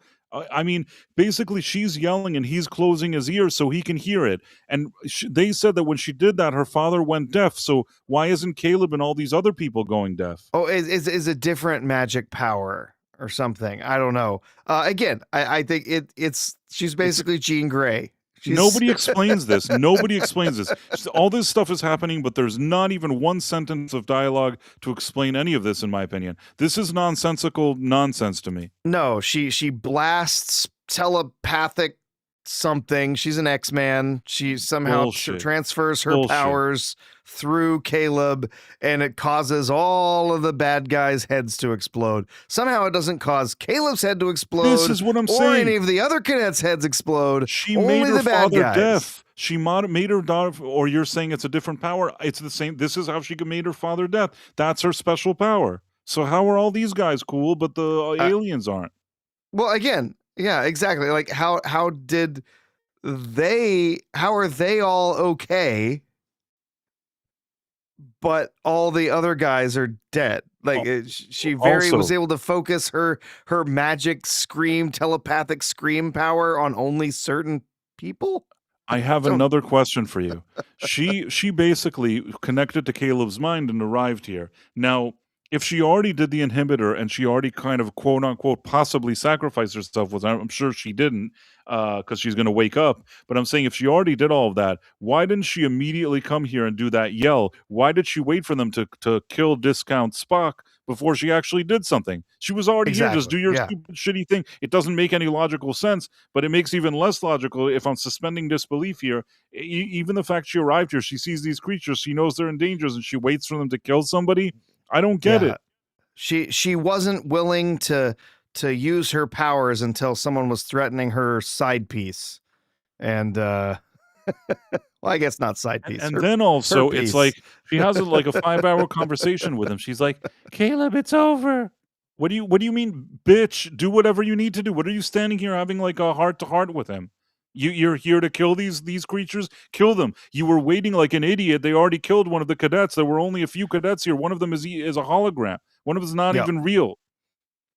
Yeah. They so yeah, you're right. They kill the Vulcan, the Vulcan guy whose name I don't know and will never know. Oh yeah, we did get that's a super chat. Yeah, or not super chat. Rumble rant. Yeah. So some late guy, Long Island 90, says, I just got here and I don't know what this is, but even drunk, I feel it's horribly bad and cringe. Also, how's everyone doing? This is just awful and great to see you here, man. We're all doing good. It's miserable, and thank you for the $10 Rumble rant, late guy. We appreciate it.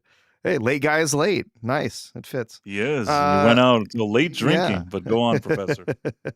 So the Super Spock or whatever is dead. They're facing off again against this ship, and apparently, they can't fight it off, even though the last time we saw one of those ships, they obliterated it within moments. That Discovery gets a shout out. Apparently, it's collecting the escape pods around the station. So I think they did like ransack the station and then blow it up. I don't know, but yeah. And then we're gonna hunt him down and end him. You already had him in your ship. You had him where you could snatch him up and arrest him for everything he has done, but you just let him walk away and gave him everything you wanted for one thing. Like, this is so backwards. This whole story does not work. It's I don't know. Awful. This is just awful. It blows my mind. But they protect the cadets. She gets a message from Braca about, your friends are counting their body bags, whatever. And then, of course, we get the moment here where we're really supposed to feel for these guys. The Vulcan is laying there, and apparently they just keep flags around in the medical bay to drape over dead bodies? I guess. No, normally the flag goes over a coffin. They just cover the dead body in the medical ward with a blanket. And then when you have them in the coffin and if you're having their funeral, you drape that in the flag. You don't just walk into the Well, they medical wanted the ward. effect that you see his face, and they didn't know how to get it done, so they just winged it. I understand what they were trying to do, but yeah, it's shitty. I agree. They don't keep flags laying around Pathetic. Yes, I agree. to just toss over dead bodies when they die. You're right. It's really stupid. So stupid. But we get the Vulcan character that's dead. We get you see that I pointed out earlier tonight, we were talking on Rwanda Head Stream. They have doctors that are examining a hologram with a medical tricorder.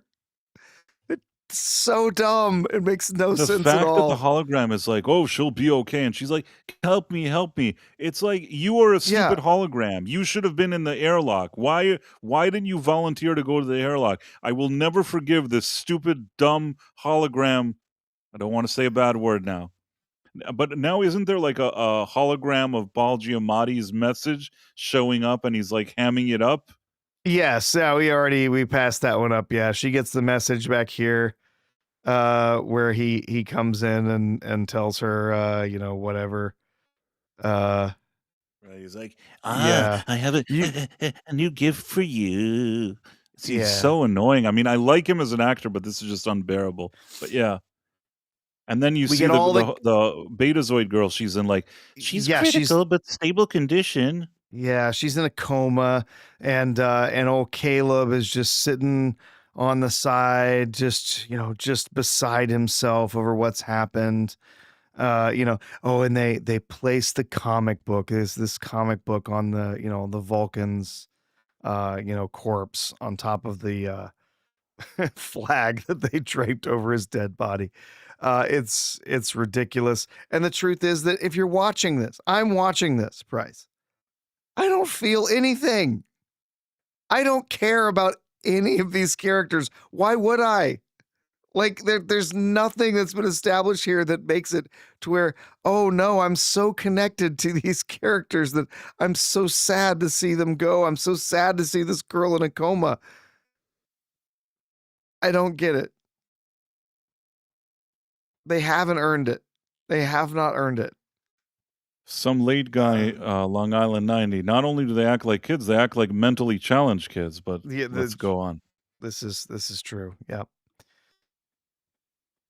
Yeah, again, we get doctors examining a hologram. Pathetic. They say she's in critical condition. And I think it ends here. He's like, he's mentioned a trauma loop several times. A special gift. I want to thank you. All right. Man. Final question before we wrap up. Just one thing I wanted to ask. So his whole plan was, if I understand correctly, he basically was in cahoots with the half bat, half humans that wanted to eat the flesh. And he had them go on the ship. And the whole idea is that he was in cahoots with them. So he pretended to battle them so that the Federation would think that he knows how to battle them. But he actually gave them the solution of how to get rid of them with the hypersonic sound. I think that was just a lie. Like the hypersonic thing was just a ruse, right?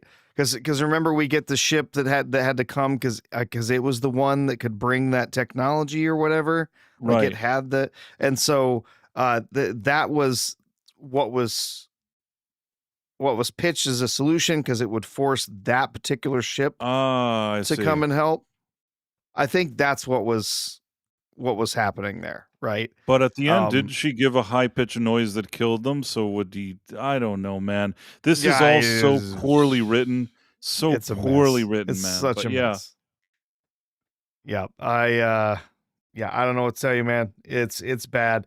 Was this the worst episode of the season so far? Not even close. No, it was Not even awful. close. It was practically unwatchable, but still, Yeah. I would say that the 2 episodes that came before it, 4 and 5 were worse than this. Yeah. Kodo Rob in the YouTube chat says they've got to cancel season 2. No way this show should be allowed to continue after the season ends. Oh, they're going to continue it. Here's the thing. And I believe what I have heard from a few different sources, because this is actually being produced, it's being made by Secret Hideout.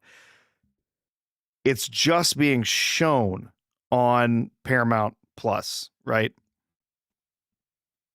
If they were to Batgirl this, take a tax write-off, they willow it, it would have to be Secret Hideout that did it. Paramount, if they just said, we're not going to show it, wouldn't get any money back. They wouldn't get a tax write-off, nothing. They wouldn't gain anything from just saying nope and walking away. It would have to be Secret Hideout that decided to can it. They could potentially get a tax write-off, but they don't have any. They're not getting anything from doing that, right? It's not going to benefit them because they've already been paid for this. They've already been paid for the show. They've already made it, and so yeah, I don't think there's a chance. I really, as much as I would like for them, for Kurtzman Trek to go out in disgrace with them saying your shows are so terrible we won't even air them, I just don't think it's going to happen. I think we are going to see the 2nd season of this.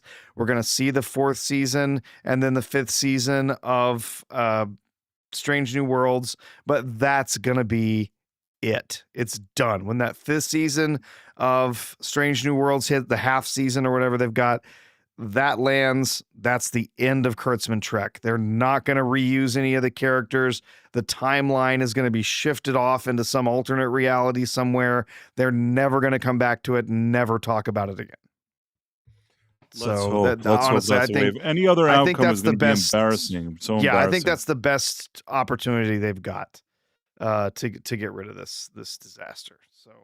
All right. Well, we've gone through everything. If you have do you have the list of people on I do. Rumble? Yeah, here's our Rumble friends right there for you. So on Rumble, we had Elizabeth Quince, Fractured 01, Dude Bro Seth 420, cheers, Darren Mai, Kivo 1961, thank you for the Rumble rant, Double R Star, Some Late Guy, Long Island 90, thank you for the Rumble rant as well, and Sal the Hamster. Yes. Great to see all of you here. A bunch of regulars joining us tonight. It's always good to see you. And then over on YouTube, lots of, lovely support tonight. Lots of great people in the chat. We have The Dead Man, Bubba Doom, Dutch Gradient, Karate Werewolf, Mur Rockstro, Tomahawk 511, Argentum, Phantom Outsider, Caleb Levine, The Real Head Case, Sagacious 6, Kodo Rob, Darren M, Georges Rex, Badfoot, Istophobos, Inku, Yitus, Marla Sharondoff, Drew Gordon, Whalem, Mary White, Jonathan Conroy, Barry F 7253, Iniminum, I Lord Corey, Nicholas 2275, Zunar J5, Poker Ace, Rod Nyson, Zero Cup Zero, Carry On 2171, Jim Noxious, and Ghost Fixter. So yeah, wonderful to see all of you in the chat this evening. Also, just popped Captain in. Zoom, Captain it's Zoom. okay. You can watch the replay. Yeah, if you feel like suffering through us are discussing and going through the latest episode of Starfleet Academy.